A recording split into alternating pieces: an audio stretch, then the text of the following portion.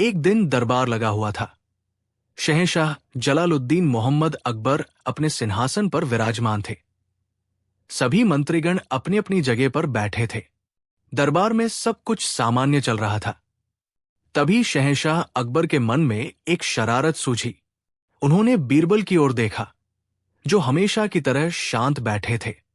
अकबर ने एक रहस्यमयी मुस्कान के साथ कहा, बीरबल, हमने तुम्हारी बुद्धिमानी के कई किस्से सुने और देखे हैं। तुम हर मुश्किल सवाल का जवाब दे देते हो और हर पहेली को सुलझा देते हो। लेकिन आज हम तुम्हारी वफादारी और साहस की परीक्षा लेना चाहते हैं। पूरा दरबार चौंकन्ना हो गया। बादशाह आज कौन सी नई चुनौती देने वाले थे? बीरबल ने अदब से सिर झुकाया।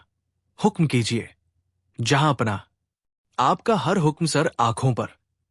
अकबर अपनी गद्दी से उठे और दरबार में टहलते हुए बोले, हम चाहते हैं कि कल तुम दरबार में आओ, लेकिन एक शर्त पर। तुम न तो मर्द के लिबास में आओगे और न ही औरत के लिबास में। तुम न पैदल आओगे और न ही किसी सवारी पर, और तुम न दिन के उजाले में आओगे और न ही रात के अंधेरे में। यह सुनकर पूरे दरबार में सन्नाटा छा गया। ये कैसी शर्तें थी? ये तो सरासर नामुमकिन था। न मर्द का लिबास, न औरत का। तो फिर इंसान पहनेगा क्या? न पैदल, न सवारी पर। तो फिर दरबार तक पहुंचेगा कैसे? न दिन में, न रात में। तो फिर आएगा किस वक्त?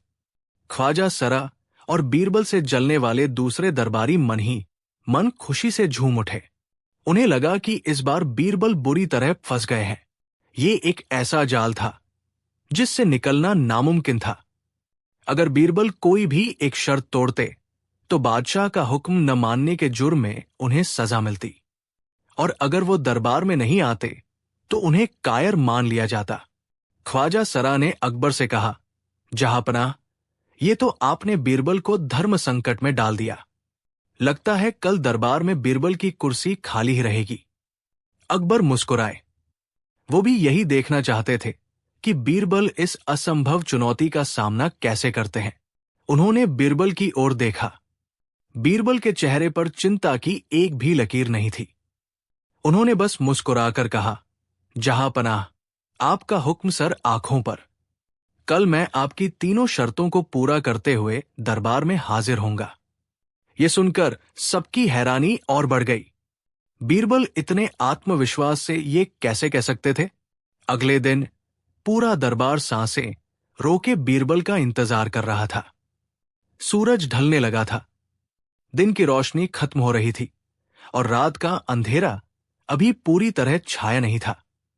ये शाम का वो विशेष समय था जिसे गोधूली बेला कहते हैं, एक ऐसा समय जो न तो पूरी तरह दिन होता था और न ही पूरी तरह रात। तभी दरबार के बाहर एक अजीब सी हलचल हुई। संतरियों ने आकर खबर दी कि राजा बीरबल आ गए हैं।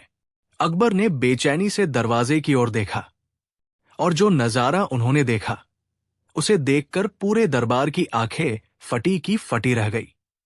ख्वाजा सरा का तो मुंह खुला का खुला रह गया। दरवाजे पर राजा बीरबल खड़े थे, लेकिन उनका रूप आज बिल्कुल अनोखा था।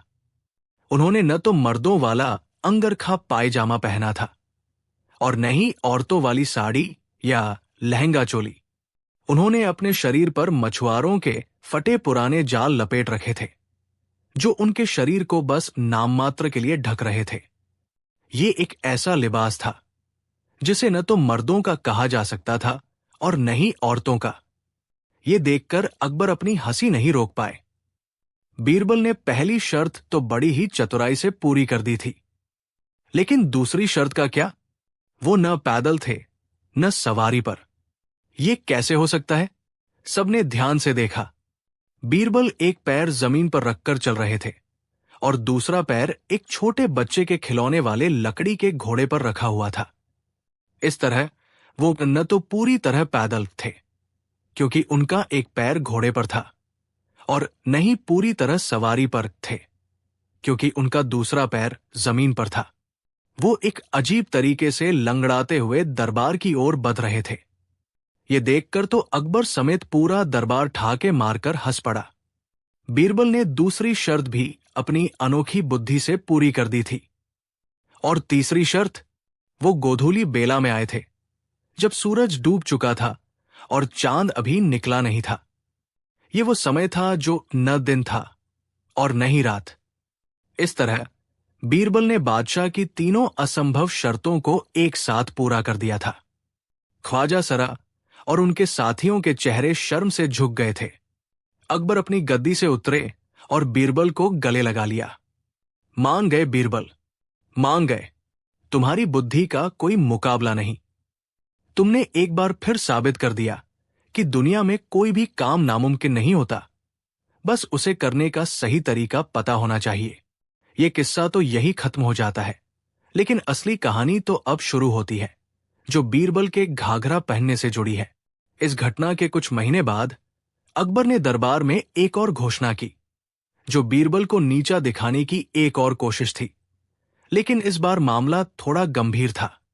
अकबर ने ऐलान किया, हमने फैसला किया है कि हमारी सल्तनत में हर अपराध के लिए सजा तय की जाएगी, और वो सजा सबके लिए बराबर होगी, चाहे वो आम इंसान हो या कोई बड़ा मंत्री। सबने इस बात का समर्थन किया। अकबर ने आगे कहा, और आज हम एक नया कानून बनाते हैं। अगर कोई भी शख्स, चाहे वो कोई भी हो, यमुना नदी में कमर से नीचे पानी में भीगा हुआ पाया गया, तो उसे 100 सोने की मोहरों का जुर्माना देना होगा। ये एक बहुत ही अजीब कानून था। यमुना नदी में तो रोज हजारों लोग नहाते थे, कपड़े धोते थे और पानी भरते थे। ये कानून तो उन सब पर लागू होता।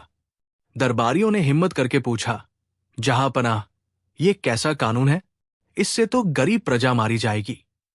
अकबर ने एक शातिर मुस्कान के साथ बीरबल की ओर देखते हुए कहा, कानून तो कानून है, ये सबके लिए है। और हां, अगर कोई ये जुर्माना नहीं दे पाया, तो उसे सजा के तौर पर पूरे शहर में महिलाओं का घाघरा पहनकर घूमना होगा।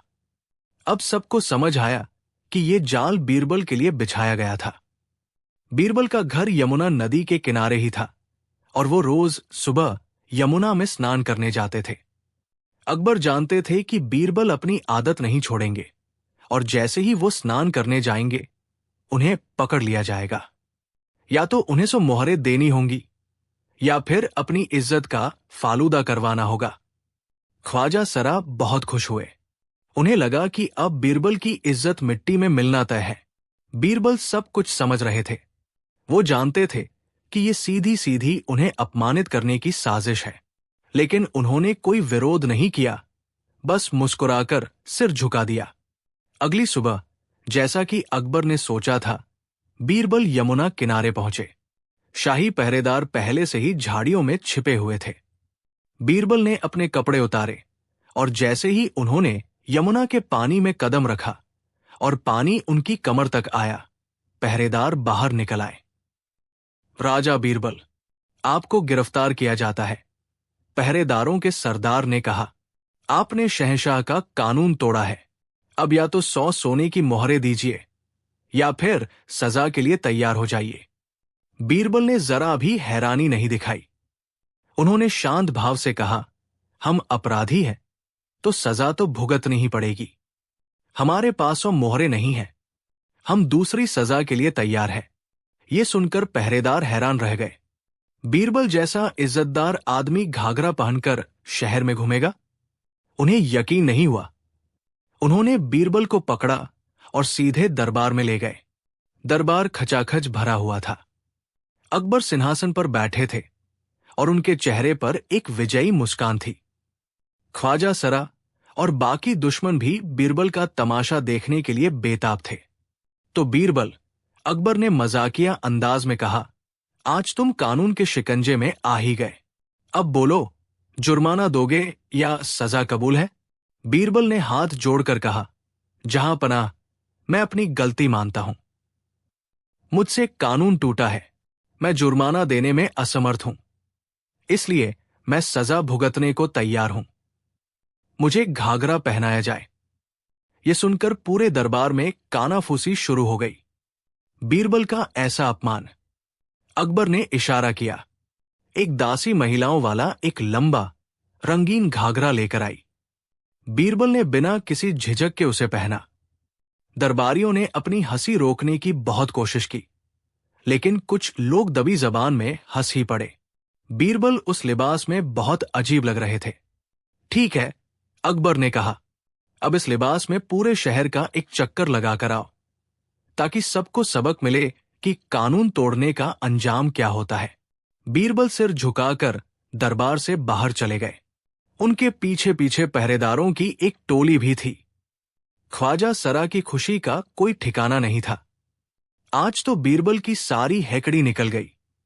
उन्होंने अपने साथी से कहा, अब वो किसी को मुंह दिखाने लायक नहीं रहेगा। अकबर भी मन ही मन बहुत प्रसन्न थे। उन्हें लगा कि आज उन्होंने बीरबल को पूरी तरह से मात दे दी है।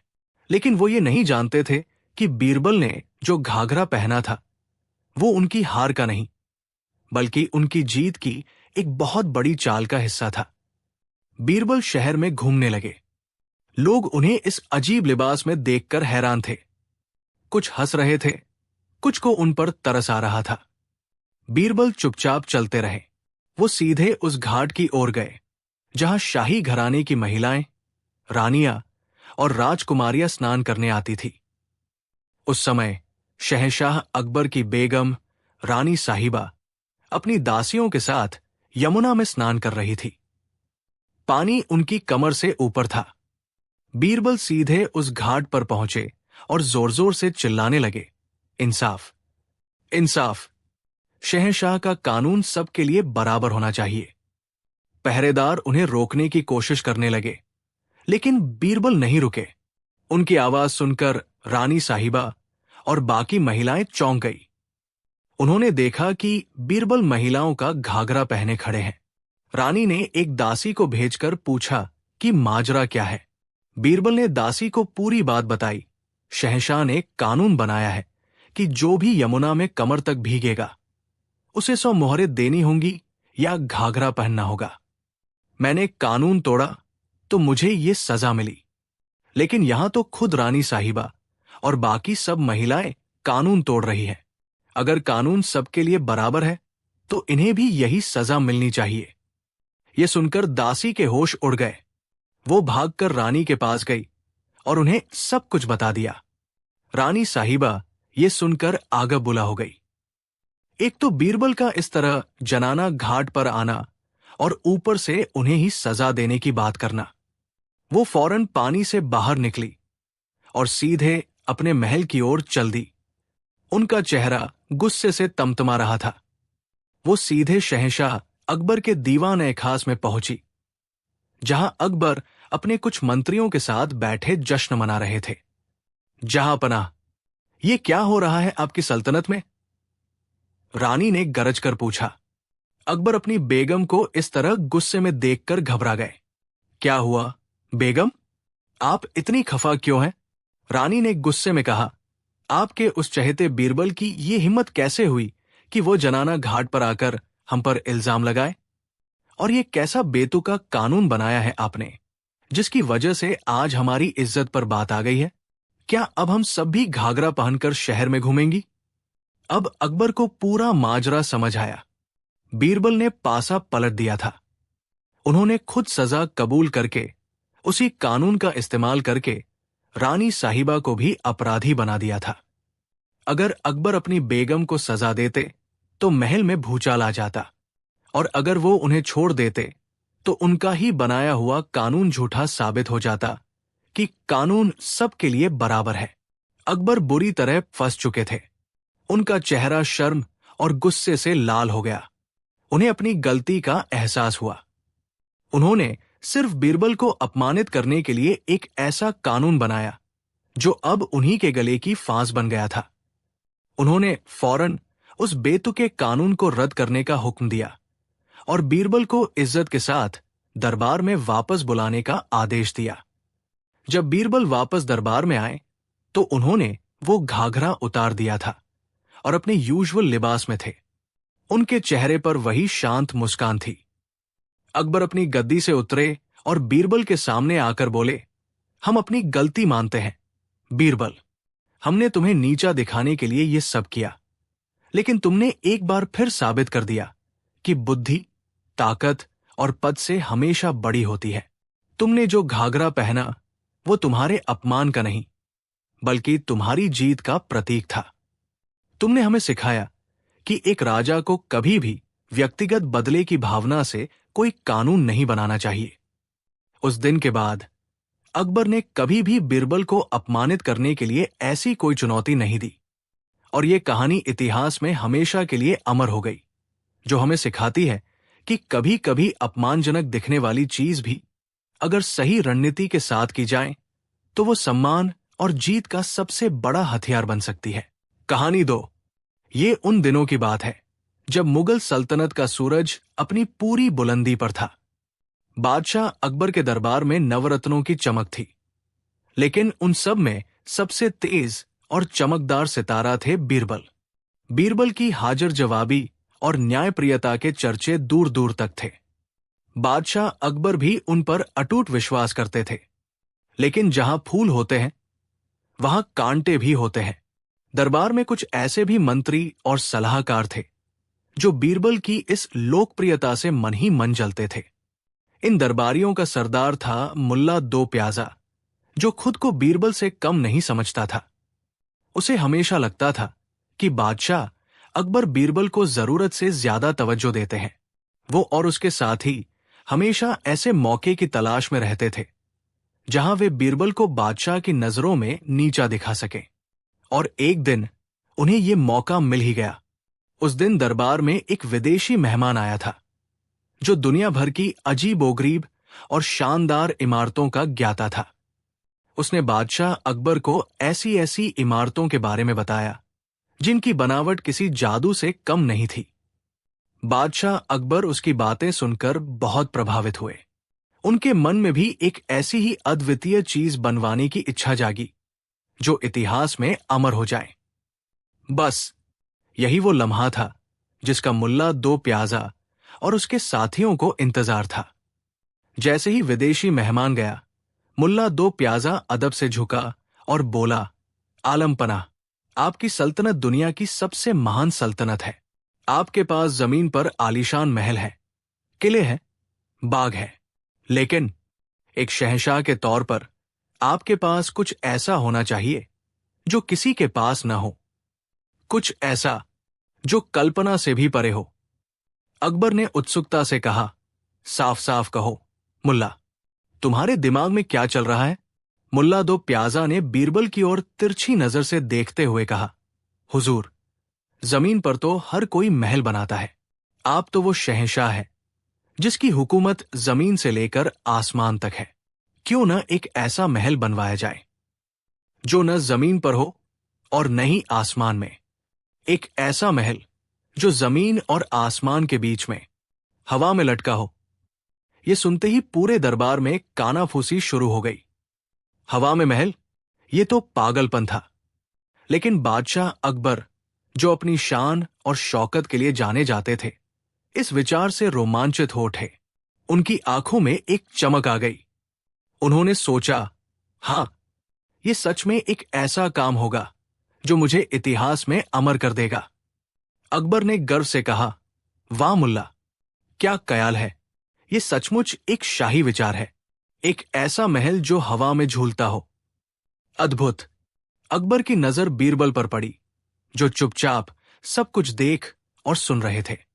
उन्होंने पूछा, बीरबल, तुम चुप क्यों हो? क्या तुम्हें यह विचार पसंद नहीं आया? क्या तुम्हें लगता है कि मुगल सल्तनत के लिए यह काम नामुमकिन है? बीरबल ने शांत भाव से जवाब दिया, आलम पनाह, आपकी सल्तनत के लिए कुछ भी नामुमकिन नहीं है, लेकिन यह काम प्रकृति के नियमों के खिलाफ है। हवा में महल बनाना संभव नहीं है। यह सुनते ही मुल्ला दो प्याजा को मौका मिल गया और वो ताना मारते हुए बोला, देखा हुजूर, मैंने कहा था ना, जब भी कोई महान और चुनौतीपूर्ण काम सामने आता है, बीरबल अपनी हार पहले ही मान लेते हैं। शायद इनकी बुद्धि अब जवाब देने लगी है। यह सुनकर अकबर के अहंकार को चोट लगी। उन्हें लगा कि बीरबल उनकी शक्ति को चुनौती दे रहा है। गुस्से और अभिमान में उन्होंने एक ऐसा फरमान सुना दिया जिसने बीरबल को एक असंभव चक्रव्यूह में फंसा दिया। बादशाह ने कठोर स्वर में कहा, बस, बहुत हुआ। हम कोई बहाना नहीं सुनना चाहते। बीरबल, ये हमारा हुक्म है। तुम्हें 3 महीने के अंदर एक ऐसा महल तैयार करवाना होगा जो जमीन और आसमान के बीच में लटका हो। अगर तुम ये काम नहीं कर पाए तो तुम्हें अपने सलाहकार का पद हमेशा के लिए छोड़ना होगा और ये मानना होगा कि तुम इस दरबार के सबसे बुद्धिमान व्यक्ति नहीं हो। ये एक सीधी सीधी चुनौती थी। दरबारियों को यकीन था कि इस बार बीरबल का खेल खत्म हो गया। बीरबल ने बादशाह का हुक्म सुना। एक पल के लिए उनकी आंखें बंद हुई और फिर उन्होंने शांत भाव से सिर झुकाकर कहा, जो हुक्म जहां अपना। मुझे इस काम के लिए कुछ मोहलत, 1 लाख सोने की मोहरें और कुछ कारीगरों की आवश्यकता होगी। बादशाह ने कहा, मंजूर है। तुम्हें जो चाहिए शाही खजाने से मिलेगा। लेकिन याद रहे, 3 महीने, सिर्फ 3 महीने हैं तुम्हारे पास। दरबार खत्म हुआ। मुल्ला दो प्याजा और उसके साथी जश्न मनाने लगे। उन्हें यकीन था कि बीरबल या तो हार मानकर सल्तनत छोड़कर भाग जाएगा या फिर 3 महीने बाद खुद बादशाह के सामने अपनी हार कबूल कर लेगा। पहला महीना बीत गया। बीरबल ने शाही खजाने से मोहरें और कारीगर तो ले लिए, लेकिन वो कहीं नजर नहीं आए। शहर में अफवाहें फैलने लगी। किसी ने कहा बीरबल डर कर भाग गया। किसी ने कहा वो पागल हो गया है और जंगलों में भटक रहा है। दूसरा महीना भी बीत गया। मुल्ला दो प्याजा हर रोज बादशाह अकबर के कान भरता, हुजूर, 2 महीने हो गए और उस हवाम हल की एक ईंट तक नहीं रखी गई। बीरबल ने आपका पैसा बर्बाद कर दिया और आपकी तौहीन की है। बादशाह का शक भी अब यकीन में बदलने लगा था। उन्हें भी लगने लगा था कि शायद उन्होंने बीरबल पर कुछ ज्यादा ही भरोसा कर लिया था। और फिर आया आखिरी दिन। 3 महीने पूरे होने वाले थे। दरबार में आज तिल रखने की भी जगह नहीं थी। हर कोई ये देखने आया था कि बीरबल का क्या हश्र होता है। बादशाह अकबर सिंहासन पर बैठे थे, लेकिन उनके चेहरे पर खुशी नहीं, बल्कि एक अजीब सी उदासी थी। जैसे ही दरबार की कार्यवाही शुरू होने वाली थी, दरवाजे पर एक पहरेदार ने आकर ऐलान किया, सलाहकार बीरबल हाजिर होना चाहते हैं। बीरबल ने दरबार में प्रवेश किया। उनके चेहरे पर न तो कोई डर था, न ही कोई घबराहट। वो हमेशा की तरह शांत और आत्मविश्वास से भरे हुए थे। उन्होंने बादशाह को झुककर सलाम किया। अकबर ने कठोरता का दिखावा करते हुए पूछा, बीरबल, 3 महीने पूरे हो गए। कहाँ है हमारा हवाम हल, या तुम अपनी हार मानने आए हो? बीरबल मुस्कुराते हुए बोले, जहां पनाह, महल तो लगभग तैयार है। कारीगर दिन रात काम कर रहे हैं। बस एक छोटी सी समस्या आ गई है, जिसके समाधान के लिए मैं आपके पास आया हूं। पूरा दरबार हैरान था। महल तैयार है? ये कैसे हो सकता है? मुल्ला दो प्याजा ने अविश्वास से कहा, झूठ। ये सरासर झूठ बोल रहा है, हुजूर। इसने हमें बेवकूफ बनाया है। कहाँ है महल? हमें दिखाओ। बीरबल ने मुल्ला की ओर देखे बिना कहा, आलम पनाह, महल तो ऐसी जगह बन रहा है जहां से वो जमीन और आसमान के बीच में ही रहे। उसे यहां दरबार में कैसे लाया जा सकता है? हां, अगर आप चाहे तो उसके वास्तुकार से मिल सकते हैं। मैंने उसे अपने साथ लाया है। अकबर ने हैरानी से पूछा, वास्तुकार? कौन है वो? पेश किया जाए। बीरबल ने इशारा किया। 2 सिपाही एक बड़ा सा खूबसूरत सोने का पिंजरा लेकर अंदर आए, जिसे एक रेशमी कपड़े से ढका गया था। दरबार में मौजूद हर व्यक्ति की सांसें थम गई। बीरबल ने धीरे से पिंजरे के ऊपर से रेशमी कपड़ा हटाया। अंदर एक खूबसूरत तोता बैठा था। दरबार में हंसी का फव्वारा छूट गया। मुल्ला दो प्याजा जोर जोर से हंसने लगा और बोला, हाँ हाँ, देखा हुजूर, मैंने कहा था ना, ये पागल हो गया है। 3 महीने, 1 लाख मोहरे और नतीजा, एक तोता। ये तोता बनाएगा आपका हवाम हल? ये आपका और पूरे दरबार का अपमान है, हुजूर। इसे सख्त से सख्त सजा मिलनी चाहिए। अकबर का चेहरा भी गुस्से से लाल हो गया। उन्हें लगा कि बीरबल ने उनके साथ बहुत भद्दा मजाक किया है। वो गरजते हुए बोले, बीरबल, ये क्या मजाक है? तुम्हारी हिम्मत कैसे हुई हमारे साथ ऐसा करने की? हम तुम्हें, बीरबल ने शांत भाव से अकबर की बात काटते हुए कहा, एक पल जहांपना, सजा देने से पहले कम से कम अपने महल के मुख्य वास्तुकार की बात तो सुन लीजिए। ये कोई आम तोता नहीं है, ये देवलोक से आया है और देवताओं के लिए महल बनाता है। इसकी एक शर्त है, अगर वो पूरी हो जाए तो आपका महल 1 हफ्ते में तैयार हो जाएगा। ये सुनकर सब फिर से चुप हो गए। अकबर ने भी हैरानी से तोते की ओर देखा। बीरबल ने पिंजरे के पास जाकर तोते से कहा, ए वास्तुकार महोदय, बादशाह सलामत को अपनी शर्त बताइए। एक पल की खामोशी के बाद तोते ने अपनी मीठी लेकिन साफ आवाज में बोलना शुरू किया, आलमपना, सलाम, आपका महल आसमान में बनना शुरू हो गया है। जगह चुन ली गई है, नींव भी रखी जा चुकी है। लेकिन हम देवताओं की एक समस्या है। हम देवलोक के कारीगर जमीन की बनी कोई भी चीज इस्तेमाल नहीं करते। हमें महल बनाने के लिए ईंट, पत्थर, चूना, लकड़ी और पानी, ये सब सामान यही आसमान में चाहिए। आप बस किसी तरह ये सारा सामान हम तक ऊपर आसमान में पहुंचा दीजिए, आपका महल तैयार हो जाएगा। जैसे ही तोते ने अपनी बात खत्म की, पूरे दरबार में मौत जैसा सन्नाटा छा गया। 1 पल, 2 पल, और फिर बादशाह अकबर के चेहरे पर आई मुस्कान धीरे धीरे एक जोरदार ठहाके में बदल गई। अब सबको बीरबल की चतुराई समझ में आई। बीरबल ने बादशाह के असंभव सवाल का जवाब एक और असंभव शर्त से दिया था। उन्होंने ये नहीं कहा कि काम नहीं हो सकता, उन्होंने कहा, काम हो जाएगा, बस आप सामान ऊपर भिजवा दीजिए। अब गेंद बादशाह अकबर के पाले में थी। अगर इंसान जमीन से आसमान में सामान नहीं भेज सकता, तो फिर वो हवा में महल बनाने की उम्मीद कैसे कर सकता है? अकबर हंसते हुए अपनी गद्दी से उठे और बीरबल के पास आकर बोले, वाह बीरबल, मान गए, वाह, तुमने न सिर्फ हमारी बात रखी, बल्कि बिना ना कहें यह भी साबित कर दिया कि हमारा हुक्म कितना अव्यवहारिक था। तुमने अपनी बुद्धि से एक असंभव काम को संभव कर दिखाया। फिर अकबर ने मुल्ला दो प्याजा और बाकी जलने वाले दरबारियों की ओर देखा, जिनके चेहरे शर्म से झुक गए थे। अकबर ने कहा, और तुम सब जो बीरबल को नीचा दिखाने के लिए हमें ऐसे बेतुके कामों के लिए उकसाते हो, आज तुम्हें तुम्हारा जवाब मिल गया होगा। याद रखो, सल्तनत बड़ी बड़ी इमारतों से नहीं, बल्कि बीरबल जैसे बुद्धिमान लोगों से महान बनती है। बादशाह अकबर ने अपना कीमती हीरों का हार उतारकर बीरबल के गले में डाल दिया और उन्हें फिर से उनके पद पर पूरे सम्मान के साथ स्थापित किया। इस कहानी से हमें ये सीख मिलती है कि दुनिया में कुछ समस्याएं ऐसी होती हैं जिनका सीधा समाधान नहीं होता। ऐसी समस्याओं का हल चतुराई और एक अलग दृष्टिकोण से ही निकाला जा सकता है। बीरबल ने हमें सिखाया कि असली बुद्धिमानी किसी असंभव काम को करने में नहीं, बल्कि ये साबित करने में है कि वो काम क्यों असंभव है, और वो भी सामने वाले का मान रखते हुए। कहानी 3। एक दिन दरबार लगा हुआ था।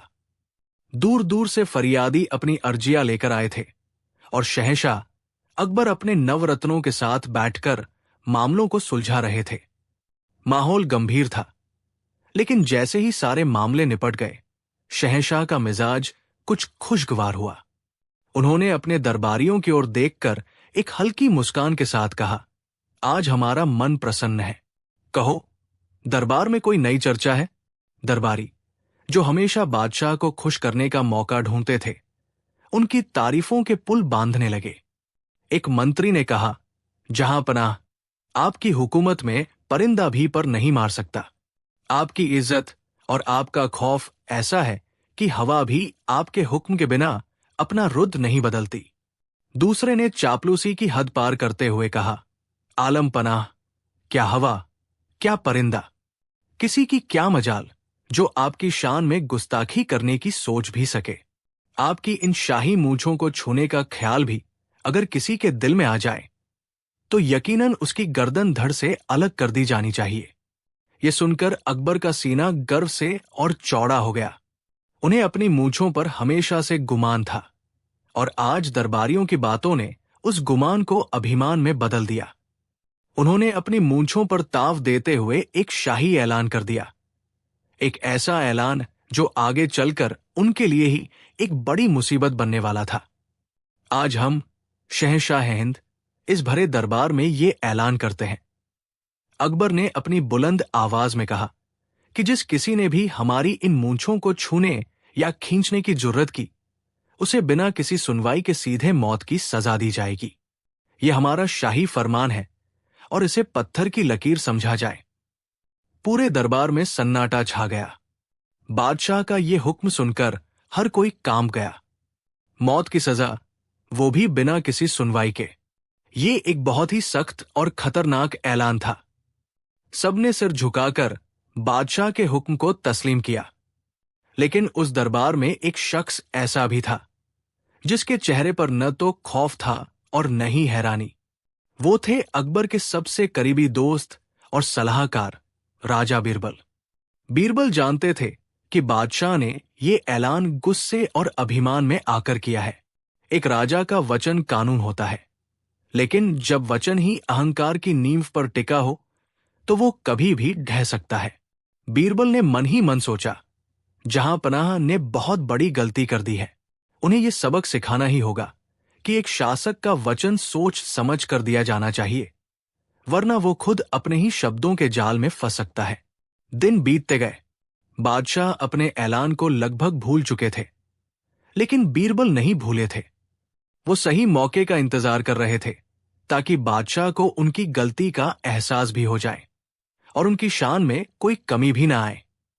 कुछ हफ्तों बाद बीरबल ने अपनी योजना पर काम करना शुरू किया। वो जानते थे कि बादशाह की मूंछ खींचने की हिम्मत किसी दरबारी या आम इंसान में तो हो ही नहीं सकती।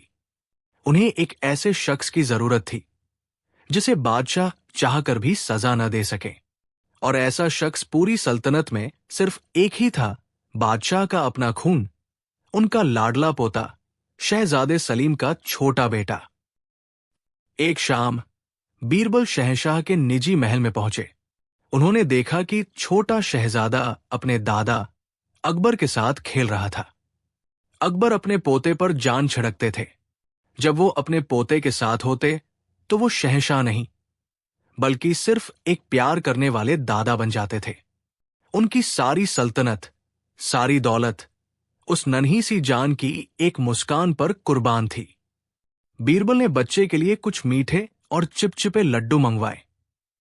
बच्चा लड्डू देखकर खुश हो गया और उन्हें खाने लगा। उसके छोटे छोटे हाथ लड्डुओं की चाशनी से पूरी तरह संग गए। बीरबल बच्चे के साथ खेलने लगे और खेल खेल में उन्होंने धीरे से बादशाह की मूंछों की तरफ इशारा किया।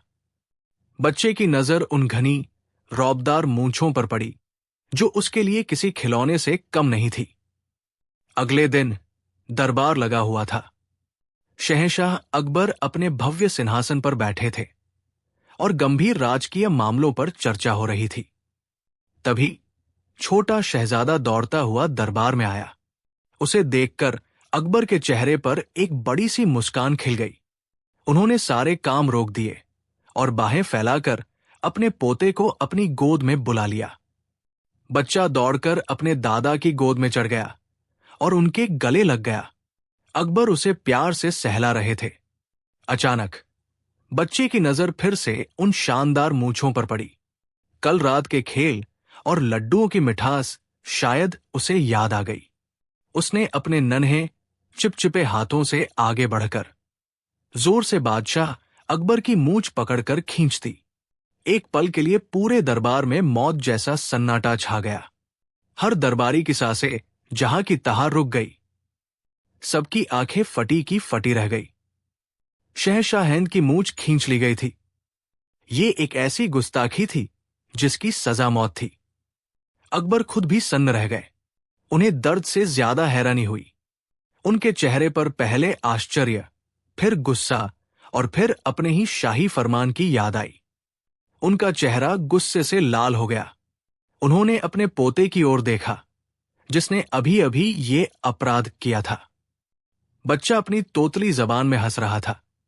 उसे जरा भी अंदाजा नहीं था कि उसने क्या कर दिया है। दरबारियों की नजरें बादशाह पर टिकी थी। ख्वाजा सरा जैसे बीरबल के दुश्मन मन ही मन खुश हो रहे थे। उन्हें लगा कि अब बादशाह बुरी तरह फंस गए हैं। अगर वो अपने पोते को सजा देते हैं तो इतिहास उन्हें एक क्रूर और निर्दयी दादा के रूप में याद रखेगा, और अगर वो उसे सजा नहीं देते तो उनका शाही फरमान झूठा साबित हो जाएगा और उनकी इज्जत मिट्टी में मिल जाएगी। बादशाह के वचन का कोई मोल नहीं रह जाएगा। अकबर एक भयानक दुविधा में थे। उनका दिमाग काम करना बंद कर चुका था। वो अपने प्यारे पोते को मौत की सजा देने के बारे में सोच भी नहीं सकते थे, लेकिन अपने वचन को कैसे झूठा साबित कर दें? उनकी बादशाहत की नींव ही उनके वचन पर टिकी थी। तभी उस खामोशी को चीरती हुई एक शांत और आत्मविश्वास से भरी आवाज गूंजी। वो आवाज बीरबल की थी। जहां पनाह, बीरबल ने अदब से सिर झुकाकर कहा, दरबार में जो हुआ वो अभूतपूर्व है। आपकी शाही मूंछों का अपमान हुआ है और आपके फरमान के अनुसार अपराधी को सजा मिलनी ही चाहिए। ख्वाजा सरा ने फौरन कहा, बिल्कुल, बीरबल ठीक कह रहे हैं। कानून सबके लिए बराबर है, चाहे वो शहजादा हो या फकीर। वचन तो वचन होता है। अकबर ने एक दर्द भरी निगाह से बीरबल की ओर देखा, जैसे कह रहे हो, बीरबल, तुम भी मेरे बच्चे को सजा दिलाना चाहते हो? बीरबल बादशाह की आंखों में छिपी पीड़ा को समझ गए। उन्होंने आगे कहा, जहांपनाह, आपका फरमान बिल्कुल सही है, लेकिन हर कानून की एक आत्मा होती है। कानून उन पर लागू होता है जिनमें सोचने समझने की शक्ति हो, जो सही और गलत का फर्क जानते हों। ये नन्हा शहजादा तो मासूम है। उसे ये भी नहीं पता कि मूंछ क्या होती है और अपमान किसे कहते हैं। उसके लिए तो ये बस एक खेल था। एक नासमझ बच्चे के अनजाने में किए गए काम को गुस्ताखी नहीं कहा जा सकता। दरबार में कुछ लोगों ने बीरबल की बात से सहमति जताई, लेकिन ख्वाजा सरा ने फिर टोका, लेकिन वचन का क्या? बादशाह का ऐलान तो झूठा हो गया। अब प्रजा उन पर कैसे भरोसा करेगी? अब बीरबल ने अपना असली दाव खेला। ख्वाजा जी, आप बिल्कुल ठीक कह रहे हैं, बीरबल ने कहा। बादशाह का वचन झूठा नहीं हो सकता। उसकी पवित्रता हर हाल में बनी रहनी चाहिए। अपराधी यानी शहजादे को तो सजा नहीं दी जा सकती क्योंकि वो निर्दोष है, लेकिन इस पूरे मामले में एक और भी पक्ष है। सब हैरान थे कि बीरबल क्या कहना चाहते हैं। बीरबल ने आगे समझाया, जहांपनाह, आपका वचन था कि जो कोई आपकी मूंछ खींचेगा उसे सजा मिलेगी। यहां अपराध करने वाला तो मासूम है, लेकिन जिस चीज की वजह से ये अपराध हुआ वो मासूम नहीं है। ये सारी फसाद की जड़ ये शाही मूंछें ही है। अगर ये मूंछें न होती तो न शहजादा इन्हें खींचता और न ही आपके वचन के टूटने की नौबत आती। पूरा दरबार बीरबल की इस अनोखी दलील को सुनकर दंग रह गया। बीरबल कह रहे थे कि असली दोषी बादशाह की मूंछें हैं। बीरबल ने अपनी बात पूरी की। इसलिए जहांपनाह, न्याय और आपके वचन की लाज रखने के लिए अपराधी को नहीं बल्कि अपराध की जड़ को सजा मिलनी चाहिए। इन मूंछों को ऐसी सजा दी जाए जो सबके लिए एक मिसाल बन जाए। इन्हें अपमानित करके इनके घर यानी आपके सिर से हमेशा के लिए बेदखल कर दिया जाना चाहिए।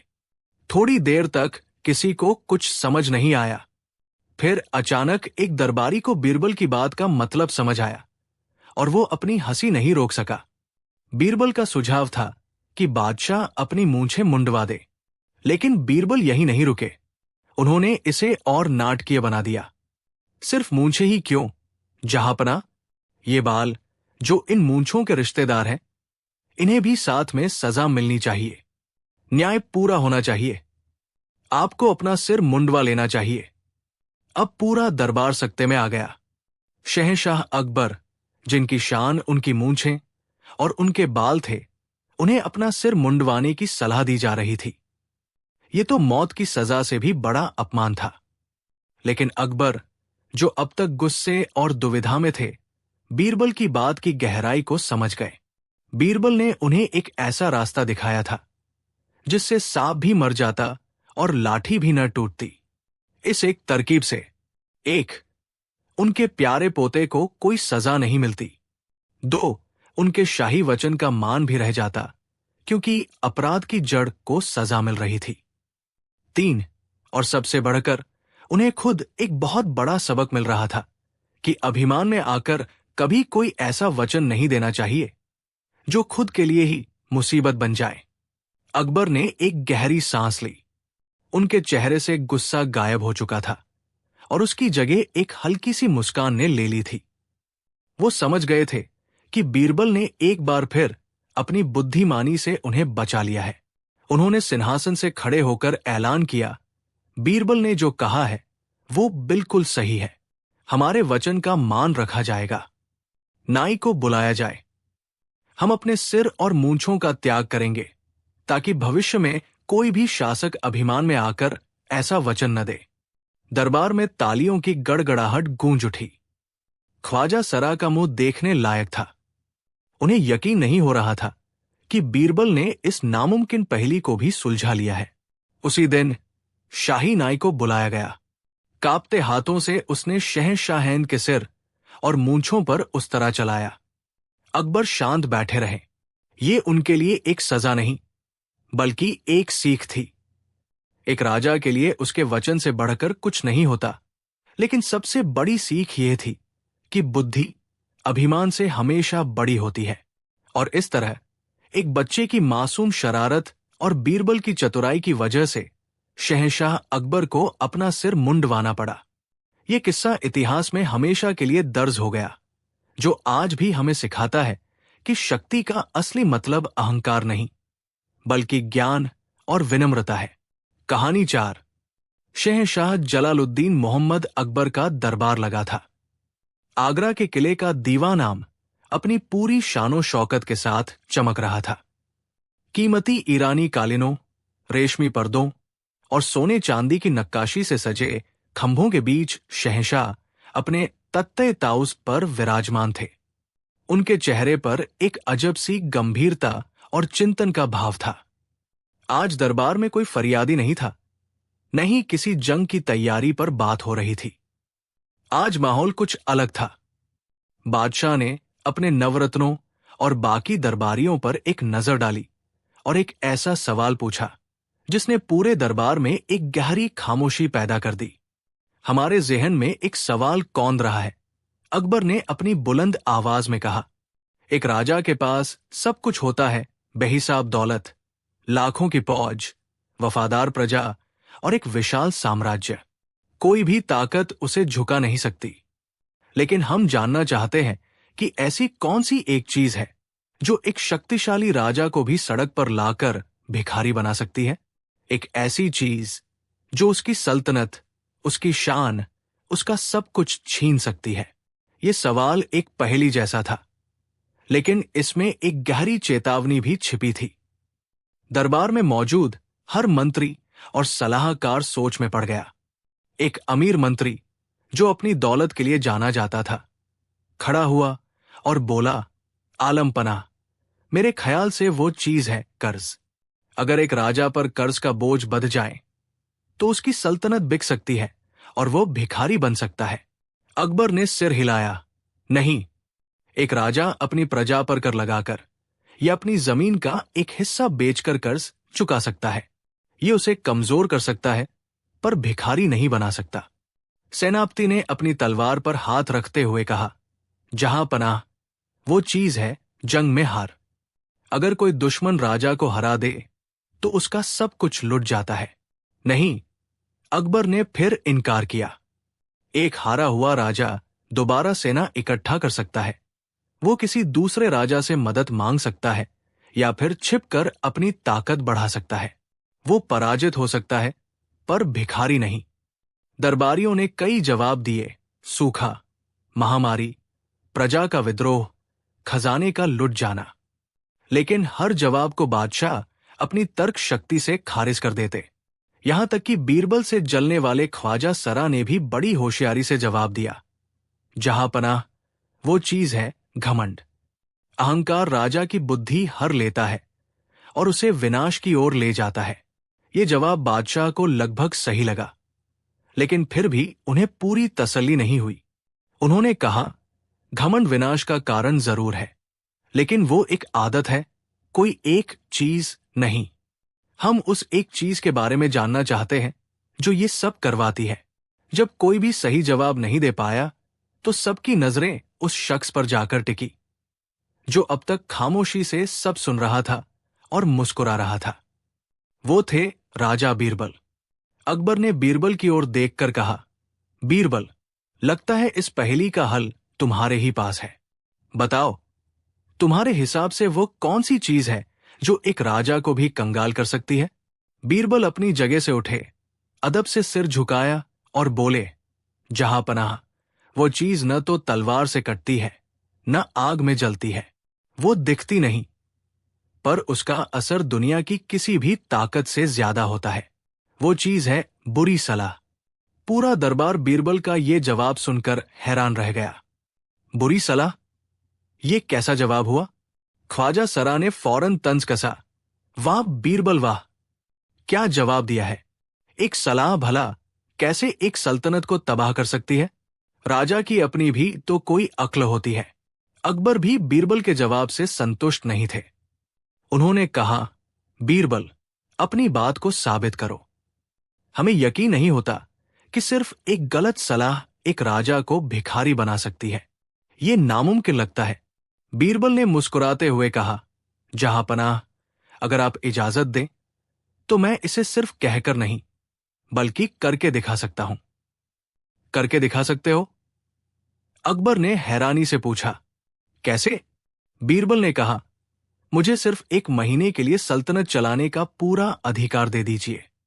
आप बादशाह बने रहेंगे, हुक्म भी आपके ही नाम से जारी होंगे। लेकिन हुक्म क्या होगा, ये सलाह मैं दूंगा। 1 महीने के अंदर मैं आपको ये दिखा दूंगा कि एक बुरी सलाह क्या क्या कर सकती है। बस आपको मेरी हर सलाह को बिना सवाल किए मानना होगा। ये एक बहुत बड़ी और खतरनाक शर्त थी। अकबर ने एक पल के लिए सोचा, लेकिन अपनी सल्तनत और अपनी बुद्धि पर उन्हें पूरा भरोसा था। उन्हें लगा कि बीरबल बस बातें बना रहे हैं। उन्होंने चुनौती स्वीकार कर ली।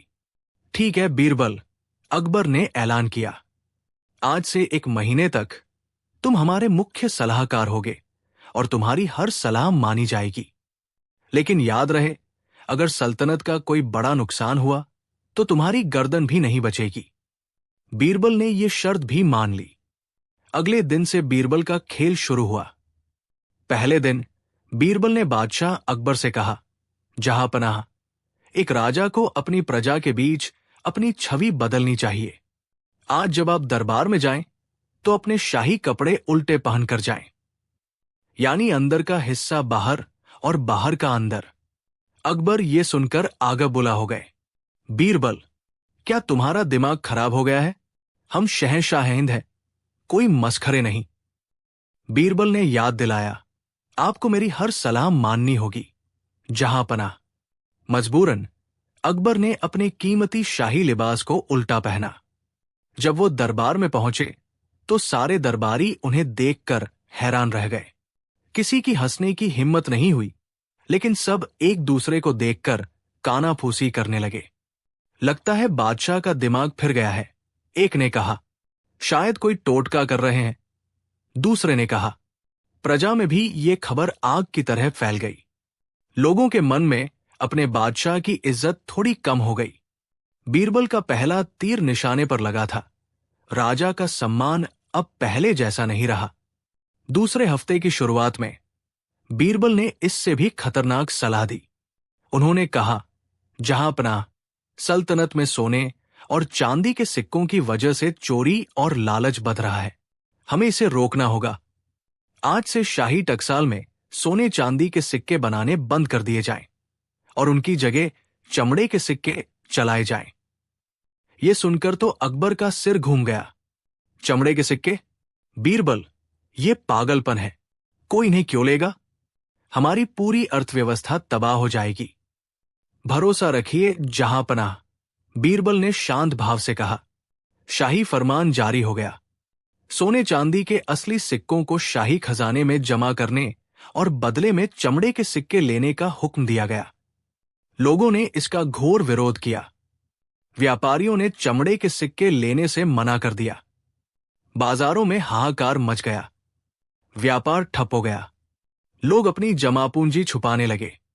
सल्तनत की अर्थव्यवस्था, जो सोने की तरह चमक रही थी, अब चमड़े की तरह बदबूदार और बेजान हो गई। सल्तनत रातों रात गरीब होने लगी। अब बीरबल ने अपना सबसे घातक दांव चला। आगरा में यमुना नदी के किनारे एक बहुत ही पुराना और खूबसूरत बाग था, जिसे लोगों का दिल आराम बाग कहा जाता था। वहां हर शाम शहर के लोग अपने परिवार के साथ सुकून के पल बिताने आते थे। वो बाग लोगों की भावनाओं से जुड़ा था।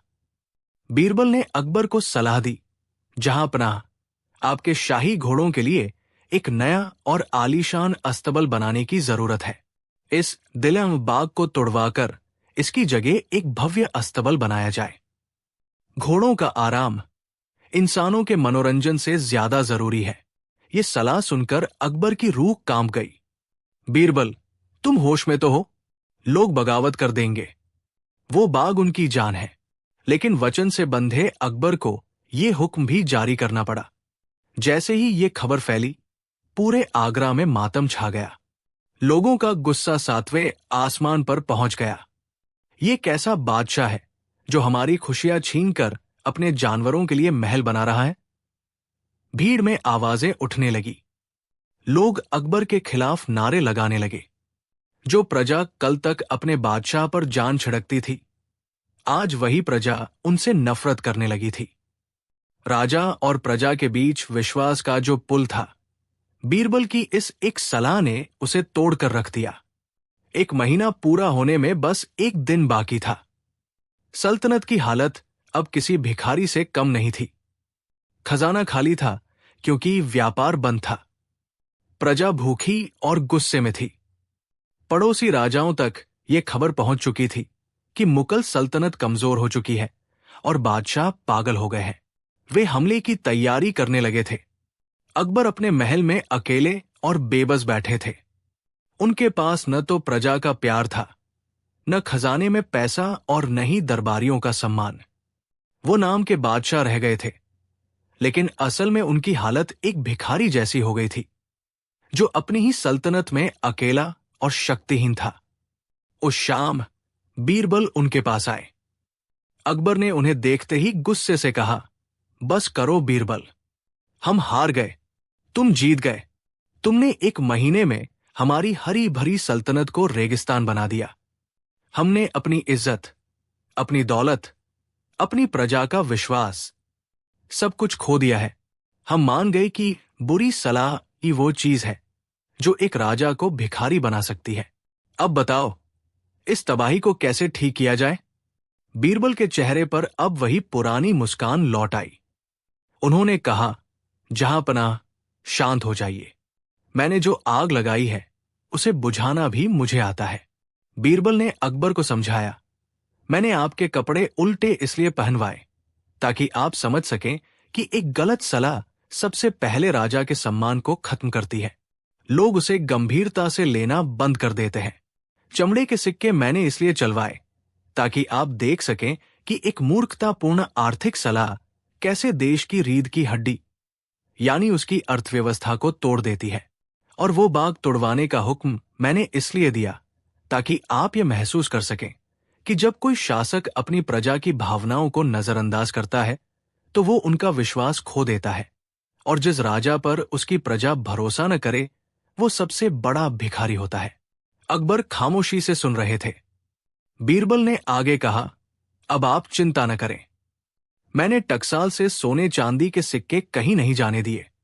वे सब खजाने में सुरक्षित है। कल सुबह ये ऐलान करवा दीजिए कि चमड़े के सिक्के सिर्फ एक परीक्षण थे और अब वापस सोने के सिक्के चलेंगे। और उस बाग का क्या? अकबर ने उदासी से पूछा। मैंने बाग को तोड़वाया नहीं है, बीरबल ने मुस्कुराते हुए कहा। मैंने बस उसके चारों ओर बड़ी बड़ी दीवारें खिंचवा दी थी और ये अफवाह फैला दी थी कि उसे तोड़ा जा रहा है। कल सुबह उन दीवारों को हटवा दीजिए और ऐलान करवाइए कि बादशाह ने अपनी प्रजा की खुशी के लिए अस्तबल बनाने का इरादा बदल दिया है। अगले दिन बीरबल के कहे अनुसार ही ऐलान किए गए। जैसे ही लोगों ने अपने सोने के सिक्के वापस पाए और अपने प्यारे दिले बाग को सुरक्षित देखा, उनका गुस्सा शांत हो गया। वे समझ गए कि ये उनके बादशाह की कोई बड़ी चाल या कोई सबक था। उनकी नफरत फिर से प्यार और सम्मान में बदल गई। उस शाम दरबार फिर से सजा। अकबर ने भरे दरबार में खड़े होकर कहा, आज हम बीरबल की वजह से एक बहुत बड़ा सबक सीखे हैं। एक राजा की असली ताकत उसकी फौज या खजाने में नहीं, बल्कि उसके सलाहकारों की बुद्धि में होती है। एक अच्छी सलाह एक छोटी सल्तनत को भी महान बना सकती है और एक बुरी सलाह एक महान शहंशाह को भी भिखारी बना सकती है। उन्होंने बीरबल को बेशकीमती हीरों का हार इनाम में दिया और कहा, बीरबल, तुम सिर्फ हमारे सलाहकार नहीं, बल्कि हमारी सल्तनत के सबसे बड़े खजाने हो। यह कहानी इतिहास में हमेशा के लिए अमर हो गई, जो हमें यह सिखाती है कि जीवन में सही सलाहकार और सही सलाह का होना किसी भी धन दौलत से कहीं ज्यादा कीमती है। कहानी 5। हिंदुस्तान की सरजमी पर जब शहंशाह जलालुद्दीन मोहम्मद अकबर का शासन था, तो उनका दरबार न सिर्फ शानो शौकत के लिए बल्कि इंसाफ के लिए भी पूरी दुनिया में मशहूर था। बड़े बड़े मसले और अनसुलझी पहेलियां उनके दरबार में आती और शहंशाह के नवरत्नों में से एक राजा बीरबल अपनी असाधारण बुद्धि से उन्हें सुलझा देते थे। लेकिन एक सुबह दरबार में एक ऐसा मामला आया जिसने न सिर्फ शहंशाह अकबर बल्कि पूरे दरबार को हिलाकर रख दिया। एक ऐसा मामला जो इतिहास के पन्नों में हमेशा के लिए दर्ज हो गया। उस दिन शहंशाह अकबर अपने सिंहासन पर विराजमान थे, लेकिन उनके चेहरे पर चिंता की लकीरें साफ थी। दरबारी आपस में कानाफूसी कर रहे थे। दरबार के बीचों बीच आगरा का सबसे धनी व्यापारी सेठ हरिदास खड़ा कांप रहा था, लेकिन आज उसके चेहरे पर दौलत की चमक नहीं, बल्कि खौफ और हैरानी का अंधेरा था। उसके साथ खड़ी थी 7 औरतें, 7 औरतें जो न सिर्फ कपड़ों और गहनों में एक जैसी थी, बल्कि उनकी सूरत, उनकी आवाज, उनकी चाल ढाल, यहां तक कि उनकी पलके झपकाने का अंदाज भी एक जैसा था। और उन 7 का एक ही दावा था, मैं ही सेठ हरिदास की असली पत्नी कमला देवी हूं। अकबर ने गुस्से और हैरानी से पूछा, यह क्या मजाक है सेठ हरिदास? क्या तुमने 7 हमशक्ल बहनों से शादी कर ली है, या ये कोई जादू टोना है? दरबार का समय इस तरह की पहेलियों के लिए नहीं है। साफ साफ बताओ कि माजरा क्या है? सेठ हरिदास ने कांपते हुए हाथों को जोड़ा। उसकी आंखों में आंसू थे। जहांपना, वो बोला, मैं खुद कुछ समझ नहीं पा रहा हूं। मैं पिछले 20 सालों से अपनी पत्नी कमला के साथ सुख शांति से रह रहा हूं। हमारी एक ही पत्नी है और मैंने कभी किसी दूसरी औरत की तरफ देखा भी नहीं। कल जब मैं एक व्यापारिक यात्रा से लौटा तो मैंने घर में एक नहीं बल्कि 7 कमला को पाया। ये 7 खुद को मेरी पत्नी बता रही है। ये मेरे घर के हर कोने, हर राज और मेरी हर आदत को जानती है। मैं पागल हो जाऊंगा। जहांपना, कृपया मेरी मदद करें और मुझे मेरी असली पत्नी वापस दिलाएं। अकबर ने उन 7 औरतों को घूर कर देखा। ये वाकई अविश्वसनीय था। ऐसा लगता था मानो एक ही औरत के साथ आईने में अक्स खड़े हों। अकबर ने गरज कर कहा, तुम सब में से असली कमला कौन है? सच सच बताओ, वरना शाही दंड के लिए तैयार रहो। 7 औरतें एक साथ एक ही आवाज में बोली, जहां पनाह, मैं ही असली कमला हूं। उनकी आवाज में इतना तालमेल था कि ऐसा लगा जैसे कोई एक ही औरत बोल रही हो और बाकी सब उसकी परछाई हो। पूरा दरबार सन्न रह गया। यह कोई मामूली धोखा नहीं था, ये एक अविश्वसनीय साजिश लग रही थी। अकबर ने अपने सबसे चतुर मंत्री ख्वाजा सरा की ओर देखा। ख्वाजा सरा, जो हमेशा बीरबल से जलते थे, आगे आए और बोले, जहांपनाह, ये मामला सीधा साधा है। इन सभी से कुछ ऐसे सवाल पूछे जाए जिनका जवाब सिर्फ असली पत्नी ही दे सकती है। अकबर को यह सुझाव अच्छा लगा। ठीक है, उन्होंने कहा, तुम में से हर कोई आगे आओ और एक एक करके मेरे सवालों का जवाब दो। बताओ, सेठ हरिदास ने तुम्हें शादी पर पहला तोहफा क्या दिया था? पहली औरत आगे आई और बोली, जहांपनाह, उन्होंने मुझे सोने की एक पायल दी थी जिस पर मोर की नक्काशी थी। दूसरी औरत ने भी यही जवाब दिया। फिर तीसरी, चौथी, पांचवी, छठी और सातवीं, सबने एक ही जवाब दिया, एक ही अंदाज में। अकबर का सिर चकरा गया। उन्होंने एक और मुश्किल सवाल पूछा, सेठ हरिदास के शरीर पर ऐसा कौन सा निशान है जिसे सिर्फ उनकी पत्नी जानती है? सातों ने एक साथ जवाब दिया, उनके दाहिने कंधे पर बचपन में लगी चोट का एक गहरा तिल जैसा निशान है। यह सुनकर सेठ हरिदास की आंखें फटी की फटी रह गई। ये बात तो सिर्फ और सिर्फ उसकी पत्नी कमला ही जानती थी। अब अकबर को भी यकीन हो गया कि यह कोई इंसानी काम नहीं, बल्कि कोई शैतानी माया है। दरबारी आपस में खुसर फुसर करने लगे। कोई इसे जादूगरनी का काम बता रहा था, तो कोई कह रहा था कि सेठ के घर पर भूत प्रेतों का साया है।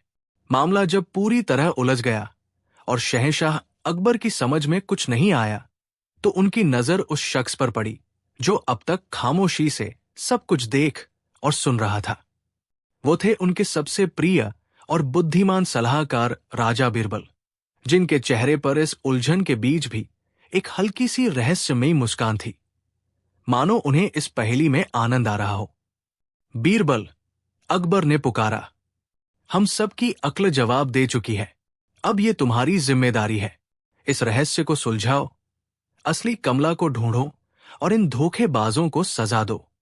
अगर तुम ये नहीं कर पाए तो हम मान लेंगे कि तुम्हारी बुद्धि को भी जंग लग गया है।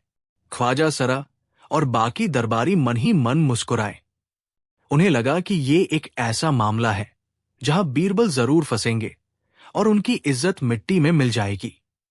बीरबल अपनी जगह से उठे, शहंशाह को सलाम किया और उन सातों औरतों के पास गए। उन्होंने उन सभी को गौर से देखा, उनकी आंखों में झांका, लेकिन वहां डर या झूठ का कोई निशान नहीं था। सबके चेहरे पर आत्मविश्वास था। बीरबल ने शांत और गहरी आवाज में कहा, सेठ हरिदास, जहांपनाह और सभी दरबारीगण, ये मामला जितना पेचीदा दिख रहा है उतना है नहीं। सत्य हमेशा सूरज की तरह होता है, उसे झूठ के बादलों से ज्यादा देर तक छुपाया नहीं जा सकता। मुझे बस एक दिन का समय और इन सभी महिलाओं को मेरे साथ भेजने की इजाजत चाहिए। कल इसी समय मैं आप सबके सामने असली कमला को पेश करूंगा। अकबर ने हैरानी से पूछा, एक दिन? बीरबल, तुम एक दिन में क्या कर लोगे जो हम सब मिलकर नहीं कर पाए? बीरबल ने उत्तर दिया, जहांपनाह, कभी कभी सबसे बड़े ताले की चाबी सबसे छोटी होती है। आपको मुझ पर भरोसा रखना होगा। अकबर के पास और कोई चारा नहीं था। उन्होंने बीरबल को इजाजत दे दी। बीरबल, सेठ हरिदास और उन सातों हमशक्ल औरतों को लेकर दरबार से चले गए। ख्वाजा सरा और बाकी दरबारी एक दूसरे को देखकर मुस्कुरा रहे थे। उन्हें यकीन था कि कल बीरबल की नाकामी का तमाशा देखने को मिलेगा। बीरबल उन सातों औरतों और सेठ हरिदास को अपने निवास पर ले आए। उनके घर के बड़े से आंगन का माहौल तनावपूर्ण था। उन्होंने उनके रहने का इंतजाम किया और उन्हें आराम करने को कहा, लेकिन उन औरतों के मन में कोई बेचैनी नहीं थी। वे ऐसे व्यवहार कर रही थी जैसे ये सब उनके लिए एक खेल हो। सेठ हरिदास की हालत खराब थी। वो एक कोने में बैठकर बस अपनी किस्मत को कोस रहा था। बीरबल ने उस दिन उन औरतों से कोई सवाल नहीं पूछा।